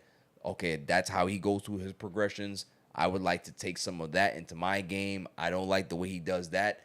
That's how you can be able to learn and get up to speed a lot faster. Tom Brady learned behind, what's my man's name? Goodness, why am I having a brain fart? Quarterback in Drew Bledsoe. He learned behind Drew Bledsoe, right? And when Drew Bledsoe went down, Tom Brady was ready to roll. Why? Because you had a veteran guy who had some success, who you learned from in practice, who you picked his brain, who then you went ahead and applied that to your own game. That's the way to do it. We see the blueprint all the time. Trent Green was the starting quarterback, and Kurt Warner was a third-string guy. Then he became the backup. And then when Trent Green went down, he ended up being the quarterback, and the rest is history. Sometimes sitting is better. It is. So, moving on. Let's go ahead and do our predictions, man, for this. We had the game tonight. Commanders lose to the Packers. What's the score? The score was 27-18. 27-18. They said that Jordan Love had a very, very good game, very efficient game. Let's go ahead and go look at the stats here. Jordan Love threw 19 of 31, 292 yards, 2 touchdowns, no interceptions. He had a QBR of 62.5, pretty good. Passer rating of 113, not too bad. Josh Jacobs had a good game, 84 yards on the ground, a touchdown. Tucker Kraft had the big game, the big tight end, 6 catches, 124 yards and a touchdown. Good. Micah Parsons got into the sack business. He had a half a sack today, and just his presence alone, man, as a disruptor makes a big difference. The Commanders, on the other hand, here. Let's see. Yeah, Jaden Daniels, he struggled. 200 yards passing, 2 touchdowns, had a passer rating of 85 and a QBR of 27. Ugh. Yuck. Couldn't get the running game going, so Packers stuffed them there. Zach Ertz was the high man, 6 catches, 64 yards.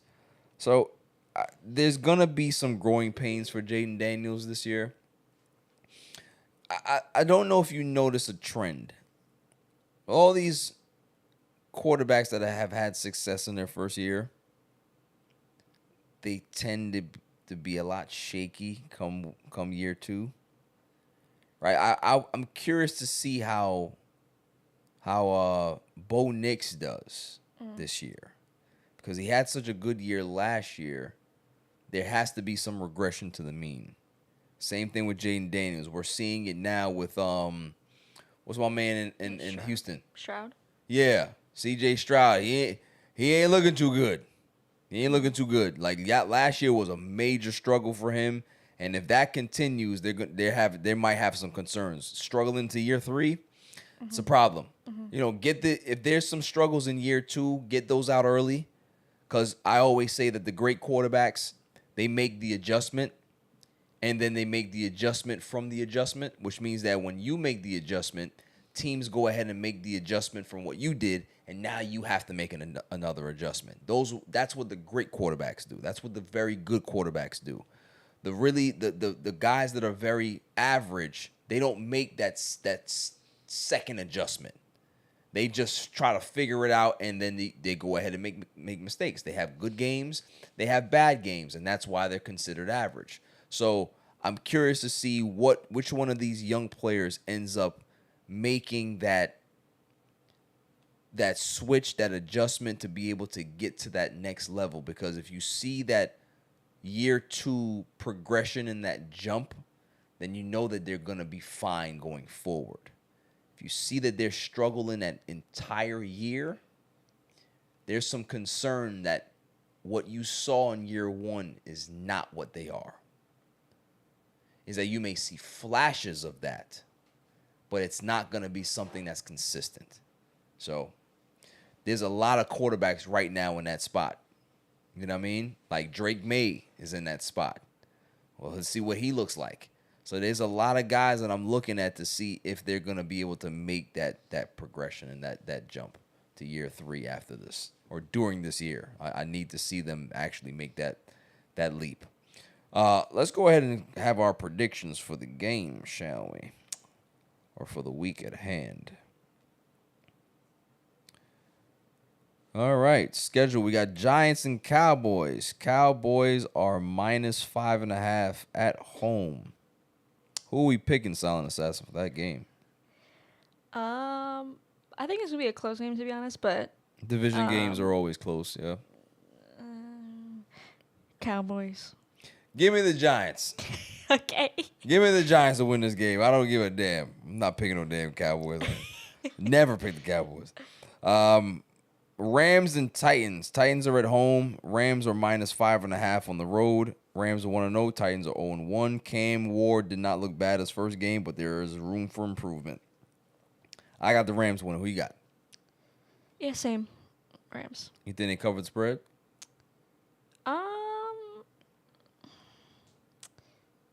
I think it would be like another close game. Like you said, Cam Ward didn't look too bad, but everyone else kind of failed him that game. Yeah, but, got garbage over there. But garbage in, garbage out.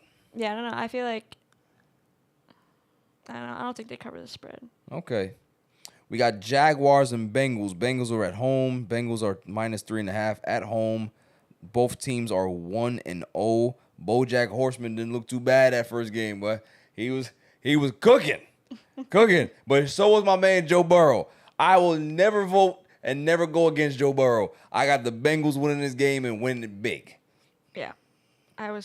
Joe was my number 1 too as well. Yeah. So got him on fantasy. Need him to Absolutely. win. Listen, if you got that Joe Burrow, Jamar Chase combination, there's no way you're not going to be in the semifinals this year at least. I do have them, and I lost my first game. That's all right. I need them to win. That's all right. Every game. It ain't gonna last. Trust me. That combination is crazy. Moving on, we have Browns and Ravens. Both teams are 0-1. What do we think? Division matchup. Ravens. Ravens are going to take their anger out on these poor Browns. I really do feel bad for them. Derrick Henry may rush for 205, 3 touchdowns. Bills and Jets. Jets are at home. Bills are -6.5 on the road. Jets, had a very, very good game against the Steelers, came up short. Bills with the miraculous comeback against the Ravens. Who we got? Bills. This is always an interesting game. Bills and Jets are always a very, very nip and tuck game. But I would have to agree with you here. I think the Bills are just a better team. But it wouldn't shock me if the Jets find a way to win. Because, like I said, what I saw last week gave me a lot of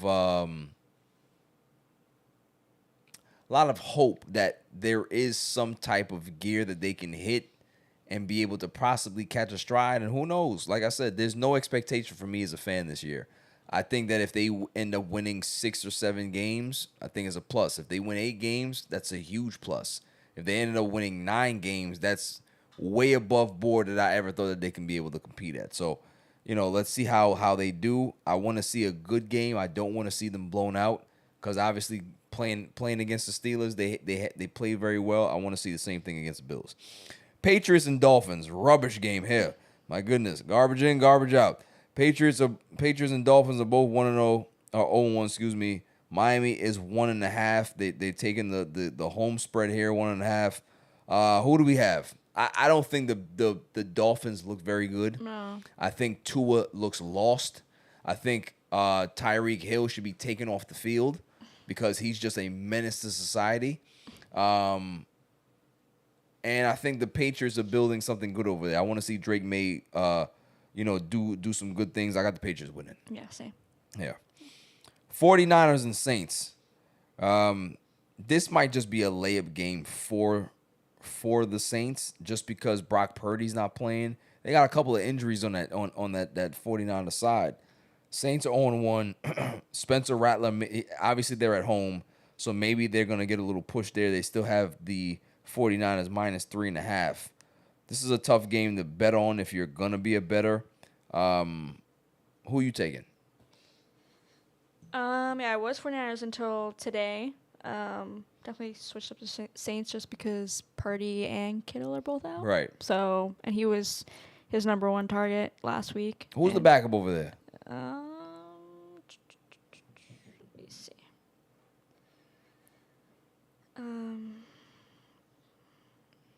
Yeah, I have no idea who the hell the backup is. It's Mac Jones. Oh, it's the Mac man? Now, you know what? Hold on here. I'm not picking no damn Saints. Give me Mac Daddy Jones. You know that's my guy. That's my guy, man. I got Mac Jones. Yeah. Bears and Lions. This is an interesting game because Lions are obviously better. And you have Ben Johnson coming back home against his old team. I am concerned about Caleb Williams. I just don't know if this kid has the leadership qualities to win. The problem that I have, and you haven't really followed college football as much, right? But this is a guy that went to USC. He transferred to USC after coming from Oklahoma. He lost a combined 10-plus games at USC while winning a Heisman because he was so good, right? His numbers were great. He did a lot of special things, but the team itself was not good.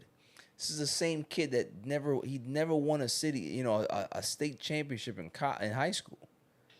This is not a kid that has had like a myriad of success outside of personal statistics in his career. So if that's the case, I don't know how you're going to get somebody who's not used to winning. Because he doesn't have the mentality of a winner. He behaves like a petulant child when he loses because that's what he's used to. And I'm scared that he's not gonna ever mature to the level that the Bears need him to. Hopefully I'm wrong. He has Ben Johnson there, who's a offensive genius. So let's see if Ben Johnson can be able to get the most out of Caleb Williams. But it's yet to be seen. Talent doesn't get you everywhere.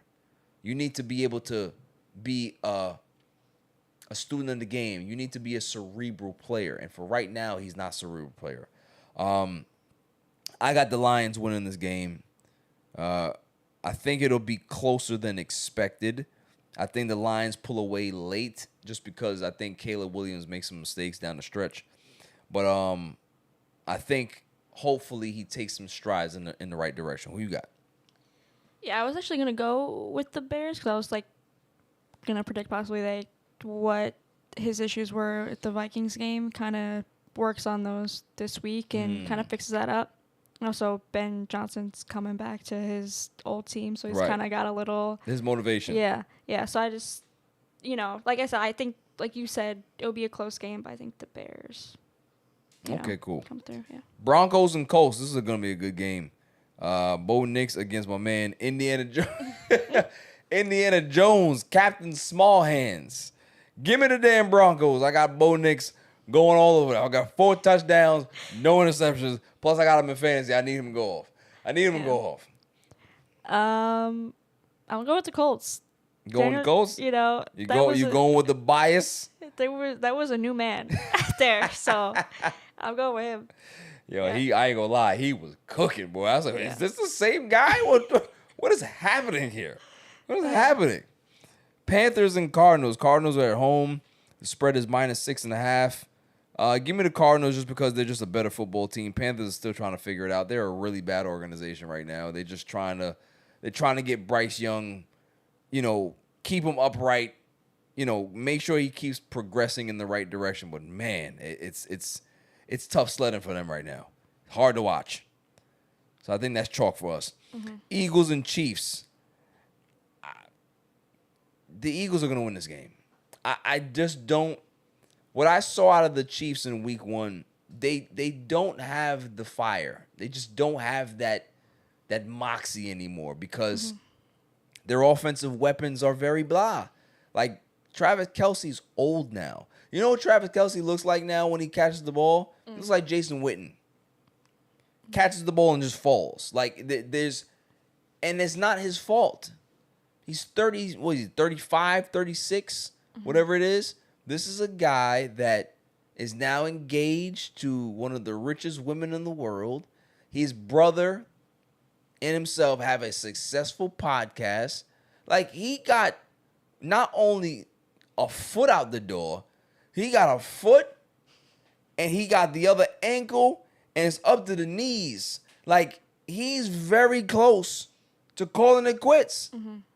Where's the motivation? The man got 3 Super Bowl rings. He played one of the greatest quarterbacks of all time. He's coached by one of the best coaches of all time. He got one of the most, one of the greatest performers in the music world of all time. Yeah. I'd be checked out too. Yeah. You know what I mean? Yeah. I wouldn't be shocked if he says, I'm done. Like, by week 6, I can't do this anymore. I want to go home. So they're going to have to find other weapons. They got to find other pieces to develop or they got to go trade for guys. Hey, maybe go get the menace to society back. See if he's not going to get suspended, go get Tyreek Hill back. Go get him back. So we'll see. But I got the Eagles winning this game just because I think the Eagles are just more balanced. They have Saquon Barkley, who's just amazing to watch. A.J. Brown, one of the best. The defense, Jalen Carter's going to be back this game. Obviously, he wasn't suspended. He was fined, right? He's going to be a menace. And I just don't see how Patrick Mahomes is going to be able to deal with that team, especially that front 7. It's just not going to be able to deal with it. So I got the Eagles. You? Yeah, I agree the Eagles. I feel like it's definitely, the spread is close. Because I do find it hard to see the Chiefs going 0-2, but I think the Eagles are just a better team. Yeah, it's an interesting spread, right? Yeah. 1.5? Yeah. It's interesting. Falcons and Vikings. Very, very good game with 2 young quarterbacks, man. Minnesota's -3.5. Give me the Falcons. Yeah, I was going to go. Yeah. Yeah. My man Michael Penix Jr. I like him, man. He's a good player. Bucks and Texans. This is an easy one. Give me Bucks. Bucks. I think Bucks are gonna end up having the best offense in football. Mm-hmm. They let it fly, boy. They let it fly. They're exciting. They got speedsters, playmakers. I like what I'm seeing out of Tampa Bay. Yeah, I'm gonna go with Houston, mainly because I need CJ Stroud to have a good game, and I think he's got a good game coming up in him because he's been going back to last year has not been great. No, it wasn't great first week, so I'm hoping he kind of, better get off the podcast. He better close up that podcast show. Don't nobody care about that right now. Nobody care about what you got to say when you're playing like that. Chargers and Raiders. Raiders are 1-0. Chargers are 1-0. This is a division matchup. AFC West matchup here. Spread is -3.5 for the Chargers. Both teams have good running games. Both teams have pretty decent quarterbacks. Both teams are well coached.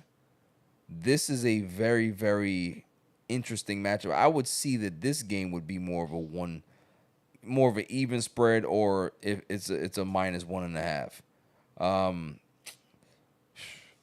I liked what I saw out of the Chargers in week 1. I'm going with the Chargers just because they control the run. Herbert made some great plays, didn't turn the ball over, defense held, but at the same time too, the Raiders are going to be defense first, running attack first type of offense. So we're going to see what team controls the line of scrimmage. Whoever controls the line of scrimmage, whoever controls the time of possession is going to be able to win this game. Both teams kind of very, very similar how they approach things, but I'm going to give the edge to the Chargers. Yeah, I agree. Let's go with the Chargers, especially the first game of the season. They got some energy, got some magic there, I feel like. So. Yeah. I agree. That is our predictions. We ain't gonna spend too much time on this Silent Assassin. Go ahead. I called you this week and I told you. I threatened you. Okay? I don't like to threaten my friends. But I made it clear to you. If you come here and you give me this kumbaya shit about the Mets, I'm going to lose it on you. Okay? So you go ahead. Yeah. You go ahead and say what you got to say, but tread lightly. I haven't really watched the games the past week. I would say, mostly the Philly series. It's just kind of heartbreaking to see your favorite people just collapse. Yeah. The only good point, like I said, was last week was the younger guys coming in, but they kind of had a rough patch this past week, even though they did pitch fine. They pitched good, but the whole team as a whole just can't, get through it. They just don't deserve to win at all, because how can you go from the best team in baseball to now being, 5-6 games? The worst team in baseball. Yeah, above, 500 and being, have the White Sox have a better record than you these past few months is insane. Having the highest payroll, one of the highest payrolls in baseball, and being at the bottom is, hard to watch. And the players itself just don't seem like they just care. Honestly, they haven't looked like they care for a while now, but now it's really showing that every single game there's no heart into it. There's nobody kind of taking real accountability. And I think they're just waiting for the season to end, basically. Whatever happens. But, if they make it there, cool. If they don't make it there, cool. I'll just feel the same way. There's nothing really exciting to look forward to. I was waiting to attack you, but that was very good. That made me feel very good. I second everything you said. You look at them and they look like a team that has no fight.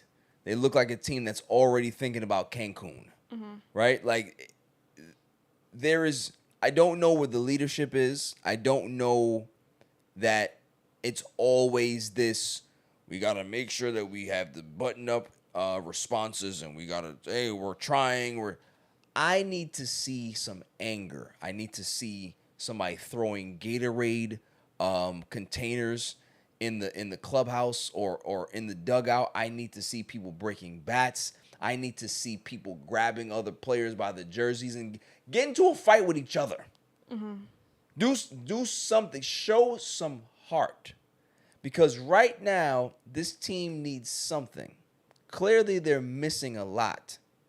But if they do have anything left, give it. If they don't, then pack it up.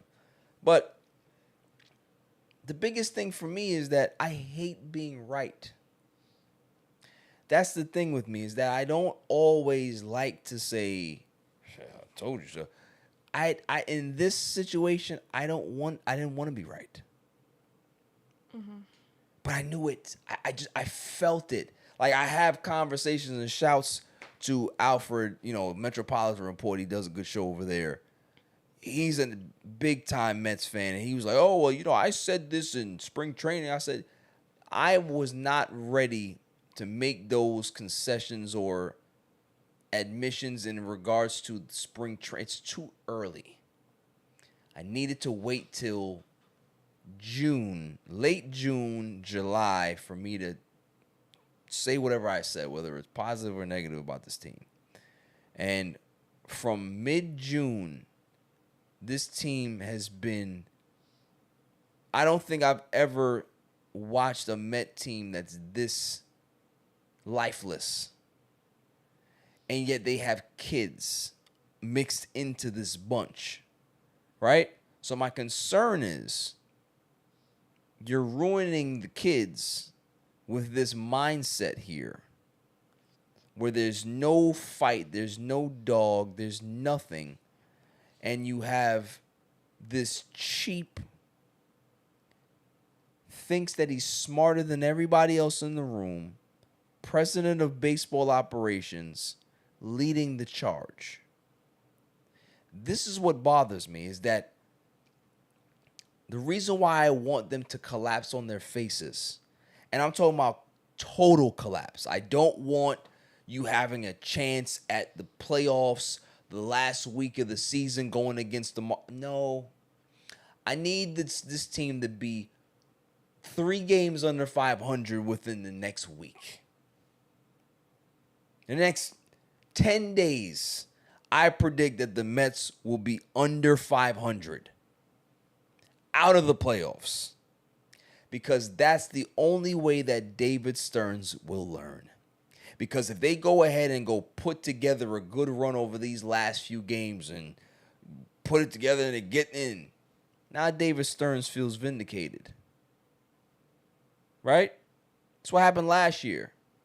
That team pulled together and rallied together. Grimace, the fans got behind it, whatever it was, right? Whatever magic, whatever pixie dust was sprinkled on that team last year. David Stearns looked at that run and said, oh, well, I'm vindicated. All the moves that I made. Look, I got Severino on the cheap. I got Manaea on the cheap. I got all these other guys that I can be able to just like, I can now do it again, even worse now. I can go more extreme. I can go get me Griffin Canning. I can go get me Paul Blackburn. I can go get me all of these guys because we have our pitching lab. We can figure it out. I don't have to spend money on a big DH. I can be able to go get Jesse Winker. That's what hubris does. If they would have fell on their faces, he would have went into that free agency and said, we need to make sure that we have a short thing. I can't take chances. But that run made him more experimental. Yeah, let me go get Jose Siri. I know he can't hit, but man, he can field. Cedric Mullins is so good. Let's give him some draft pick compensations. He can field. Nick Madrigal. Oh my goodness, one of the greatest gloves we've seen. That's, if you notice, there's a trend here. All the players that he likes have great gloves, and shouts to them. That's great. But that doesn't mean that Mr. Luis Guillorme was never an everyday player. He had a good glove, and he was a utility guy, and he was a bench player. Those are those type of players. Guys like Cedric Mullins at this stage of his career, you're a bench guy. Jose Siri, you're a bench guy. You're a defensive replacement late in the game. Tyrone Taylor, same thing. When you have center field, you need to make sure that you have a sure bat. When you have right field, sure bat. DH, sure. DH you can experiment with.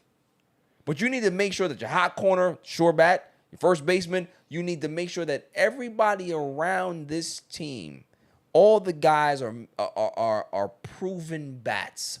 Proven. If you have a spot or two that you can be able to give to a young guy and see how they produce, cool. But you can't have 5, 6 reclamation projects on the same team. And we're talking about offense. Don't even think about the pitching. Stop it. Go spend some money. I remember David Stearns talking about when he was a Met fan as a kid, he used to sneak into Met games and watch the Mets. Maybe if your cheap-ass father back then would have told you, hey, we need to pay for tickets and come in here, maybe then you would have you would have more of an understanding to spend the money to make the team good. You grew up skating by and going to go watch the games for free. So already you grew up with a mindset, oh, cheap is the way to go. No, it's not. Not in Queens. That's not what we do. I'm sick of it. I support the team over there. In the back. I'm that guy from Major League that sits in the stands and says they're bums. I'm miserable. And I don't want to see them in the playoffs because I am not one of those fans that wants to get my hopes up for a run when I know it's not coming. Rip the Band-Aid off now. Go ahead and just play out the string. If you're this bad now, continue to be this bad. Don't win no games. Don't give your fan base any hope.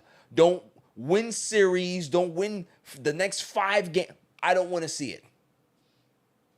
Keep doing what y'all doing. Because what that will do is spark change. Because Steve Cohen's not going to deal with that. Hopefully. And Mendy better get it together too. Clock's ticking on him. Like him as a person, got good personality, but he's too... I come from the school, right, of a man, what's his name? Valentine? Mm-hmm. Terry Collins? And who's the other guy? He just passed.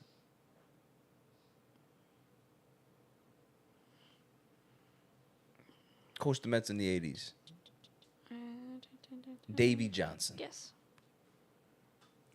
Those are my managers. And shouts to Davey Johnson, right? Let's go ahead and make a tribute to the guy. What a Mets legend, right? Those 80s teams should have had more than one World Series. They should have had at least 2. Mm-hmm. 88 should have been their year. 86 they won. 88 should have been their year. I don't know how they didn't win. Goddamn Kirk Gibson. But yeah, it's just as a Met fan, I haven't felt like this in a while. Like even in 23, I didn't feel this way. I feel like it happened at like a good time where they're able to like sell at the deadline and kind of restart. Yeah, like, there wasn't like it happened pretty early. Like okay, we're gonna sell this year. Like it's our year. But this year, I think I said in the past show, like if maybe they had like an extra week to the deadline, I feel like they would have maybe made a different decision at the deadline. But They just didn't have enough time this year, and everything just continued to fall apart. So there was never a switch up. To go all in with the bullpen and have the bullpen collapse the way they did, and for you to still not go get yourself a starting pitcher. We have Senga in the minors. We have Clay Holmes that doesn't know how to pitch. You have Stroman, who's the biggest crook in New York right now. Just doesn't feel good. Mm-hmm. You know, Mark Viento's starting to hit, and shouts to him, right? Got it together, but it just Soto's putting together probably his greatest season as a professional athlete, and it means nothing.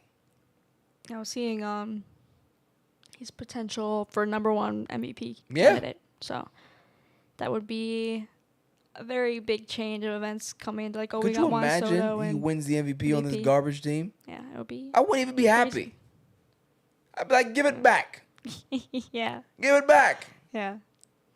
We as a team, we deserve nothing this year. Nothing. Mm-hmm. Mm-hmm.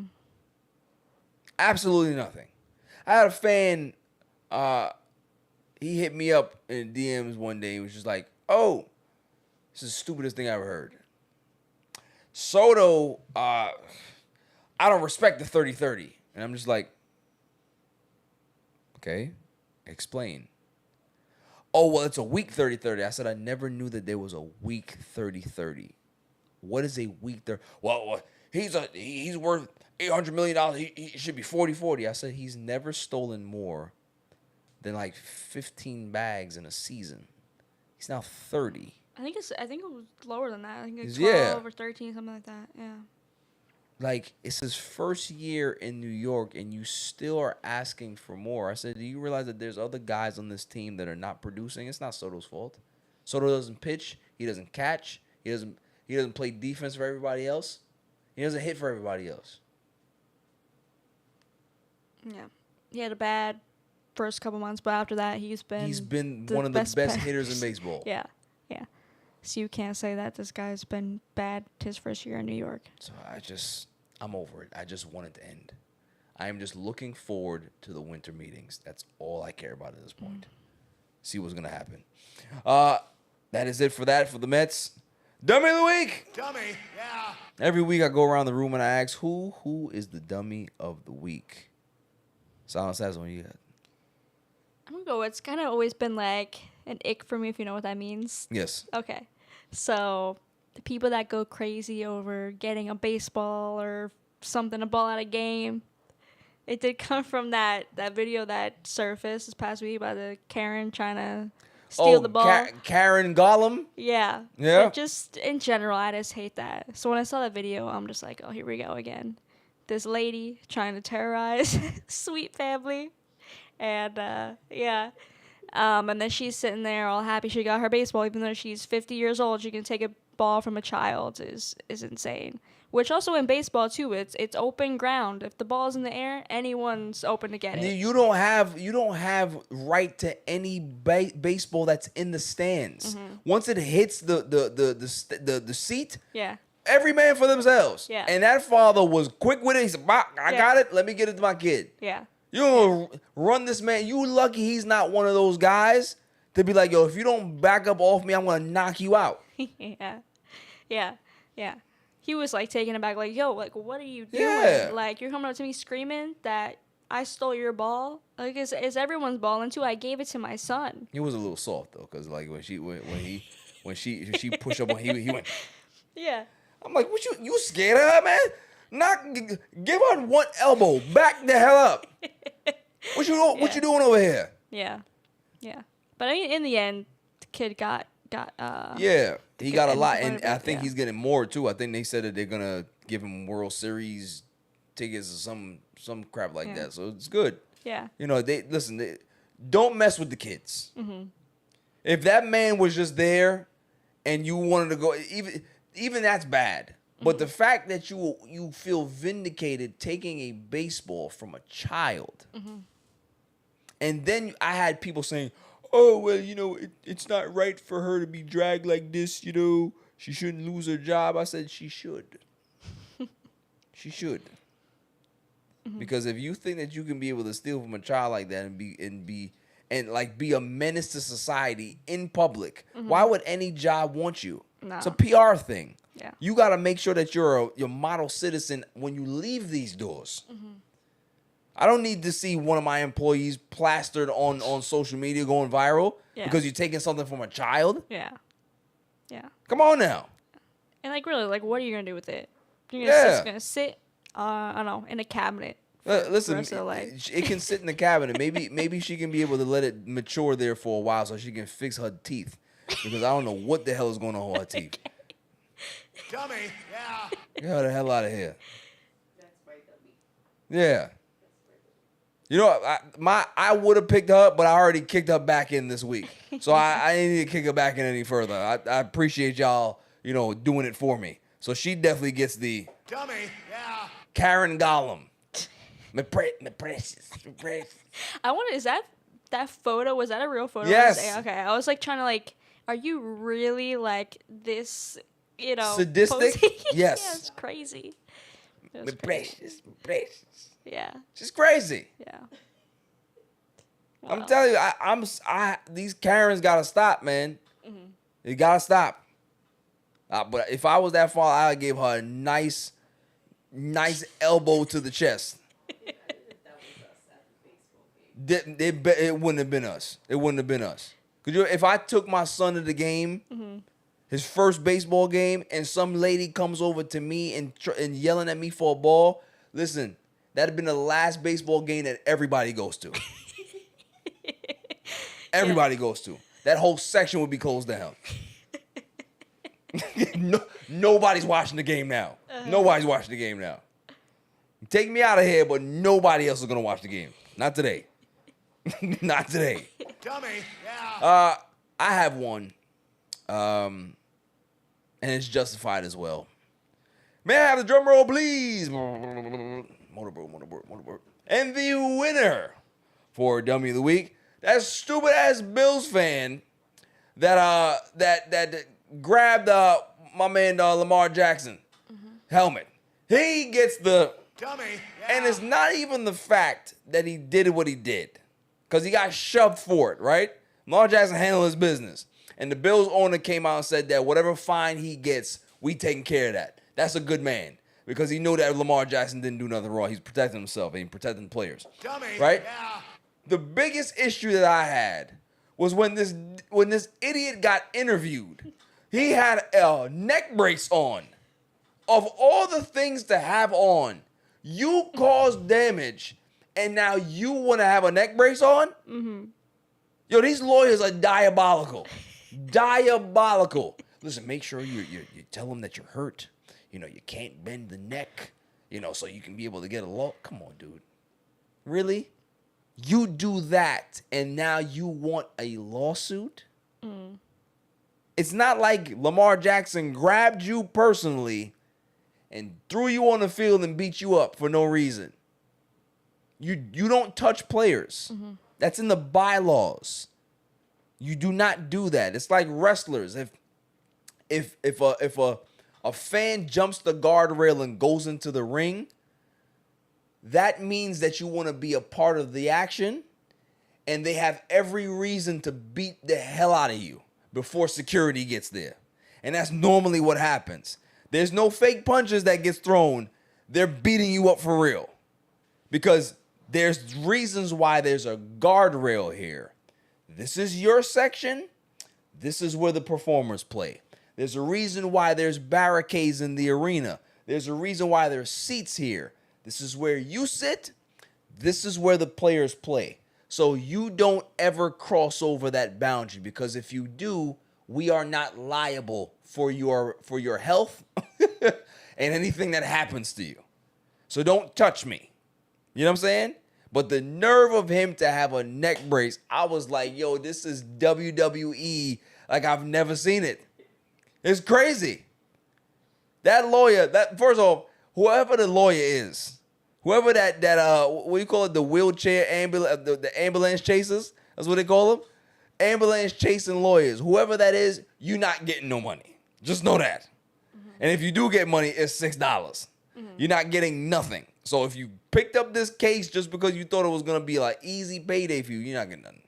You're not getting nothing. I think the NFL is not gonna allow you to sue anybody because you're the one that actually started the situation. So, but the fact that I saw him with the neck brace, he was like, yes, I'm very sorry for all the things that I did, and it's just like, I'm like, yo. It's kind of like, yo, when people get into car accidents, yo, it's the same thing. Yeah. I never forget. I saw this car accident. I'm driving on the other side going eastbound. And obviously, the traffic is going westbound. So we all rubbernecking at this point. I'm watching, right? So the car barely touched the bumper. And the front car that got hit obviously stopped. Car in the back stopped. And this old lady came out and started rolling on the floor like she had just got hit by a semi-truck. And mind you, it was literally just like a tap. Yeah.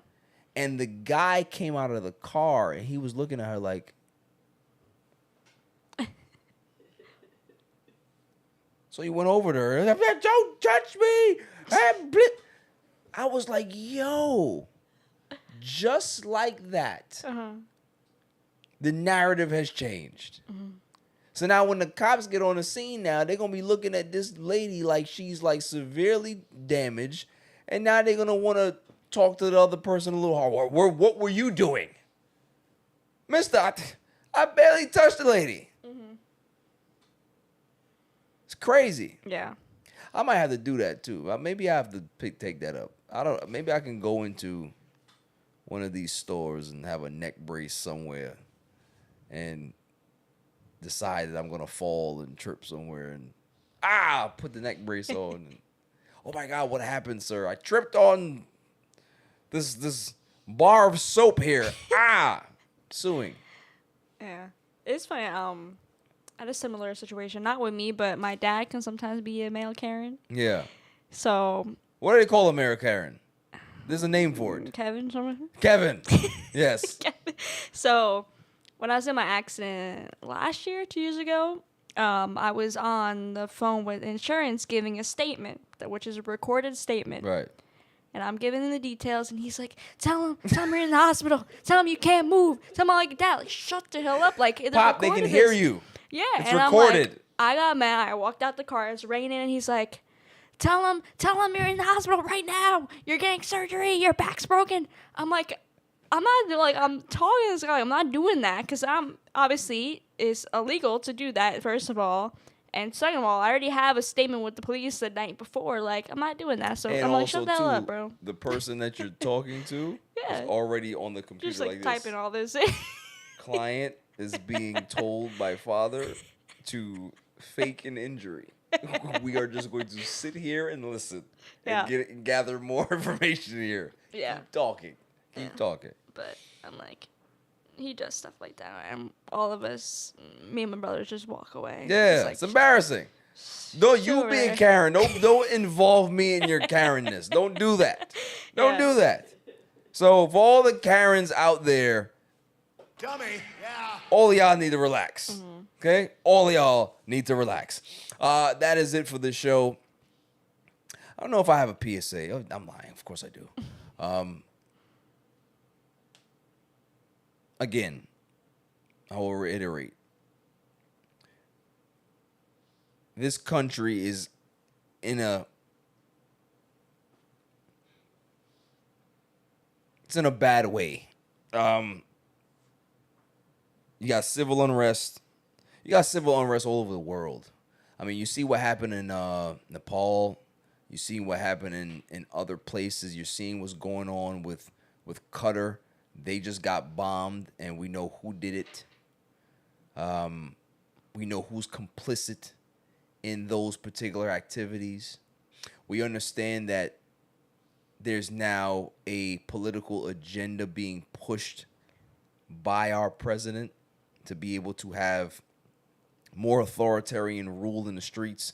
We got the National Guard going into blue states. It's going to continue to happen now. You're gonna see it even more, especially after the death of Charlie Kirk. There's gonna be so much more authoritarianism in our country, and they're using it just for political gain. Be careful, because what we're going to see is something that you've never seen in this country before, where I feel our elections are in danger. I do believe that the midterms, don't be shocked if for some reason these same National Guards come into blue states when they're supposed to be counting the votes, and they're going to go ahead and say, well, there's an integrity issue with the votes, the ballot boxes. We got to go in there and go check it out. I wouldn't be shocked if that happens.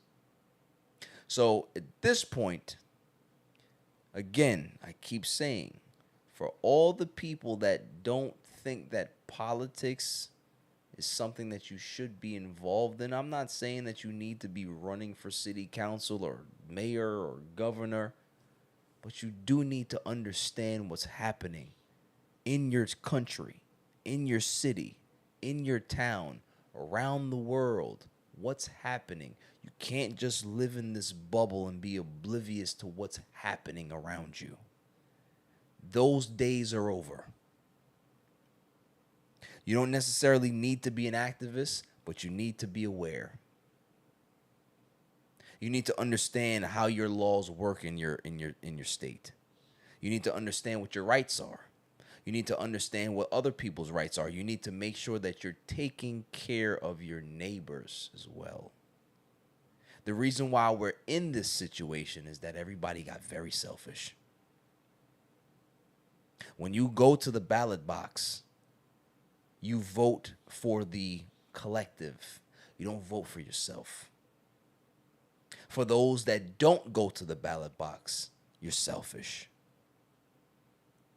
The right to vote is the right that you have in this country. People fought for your right to vote. People died for your right to vote. So for you to be ignorant enough to not believe that politics and your vote matters, shame on you.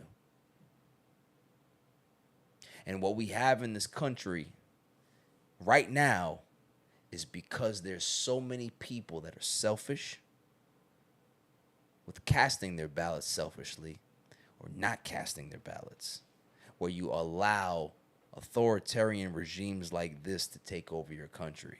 See, everybody thinks that these things can't happen in a advanced country like America is. All it takes is one. It takes one time. One time for you to allow the door to be opened just so much to have everything change. Rome wasn't built in a day. It took many, many years and generations to build Rome and make it beautiful. But Rome fell in a day. And you know why Rome fell? Greed, selfishness, people fending for themselves, people not caring about the collective. Sounds familiar? So we need to make sure that we're paying attention and vigilant.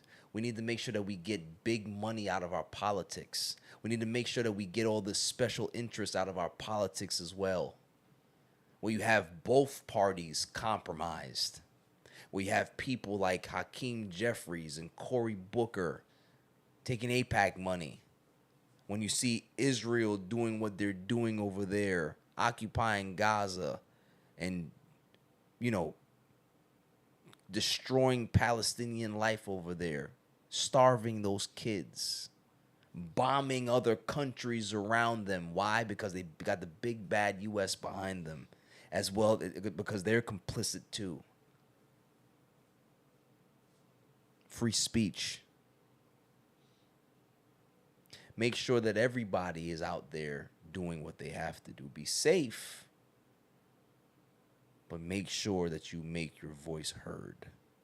This is not the time to sit on your couch and not do anything.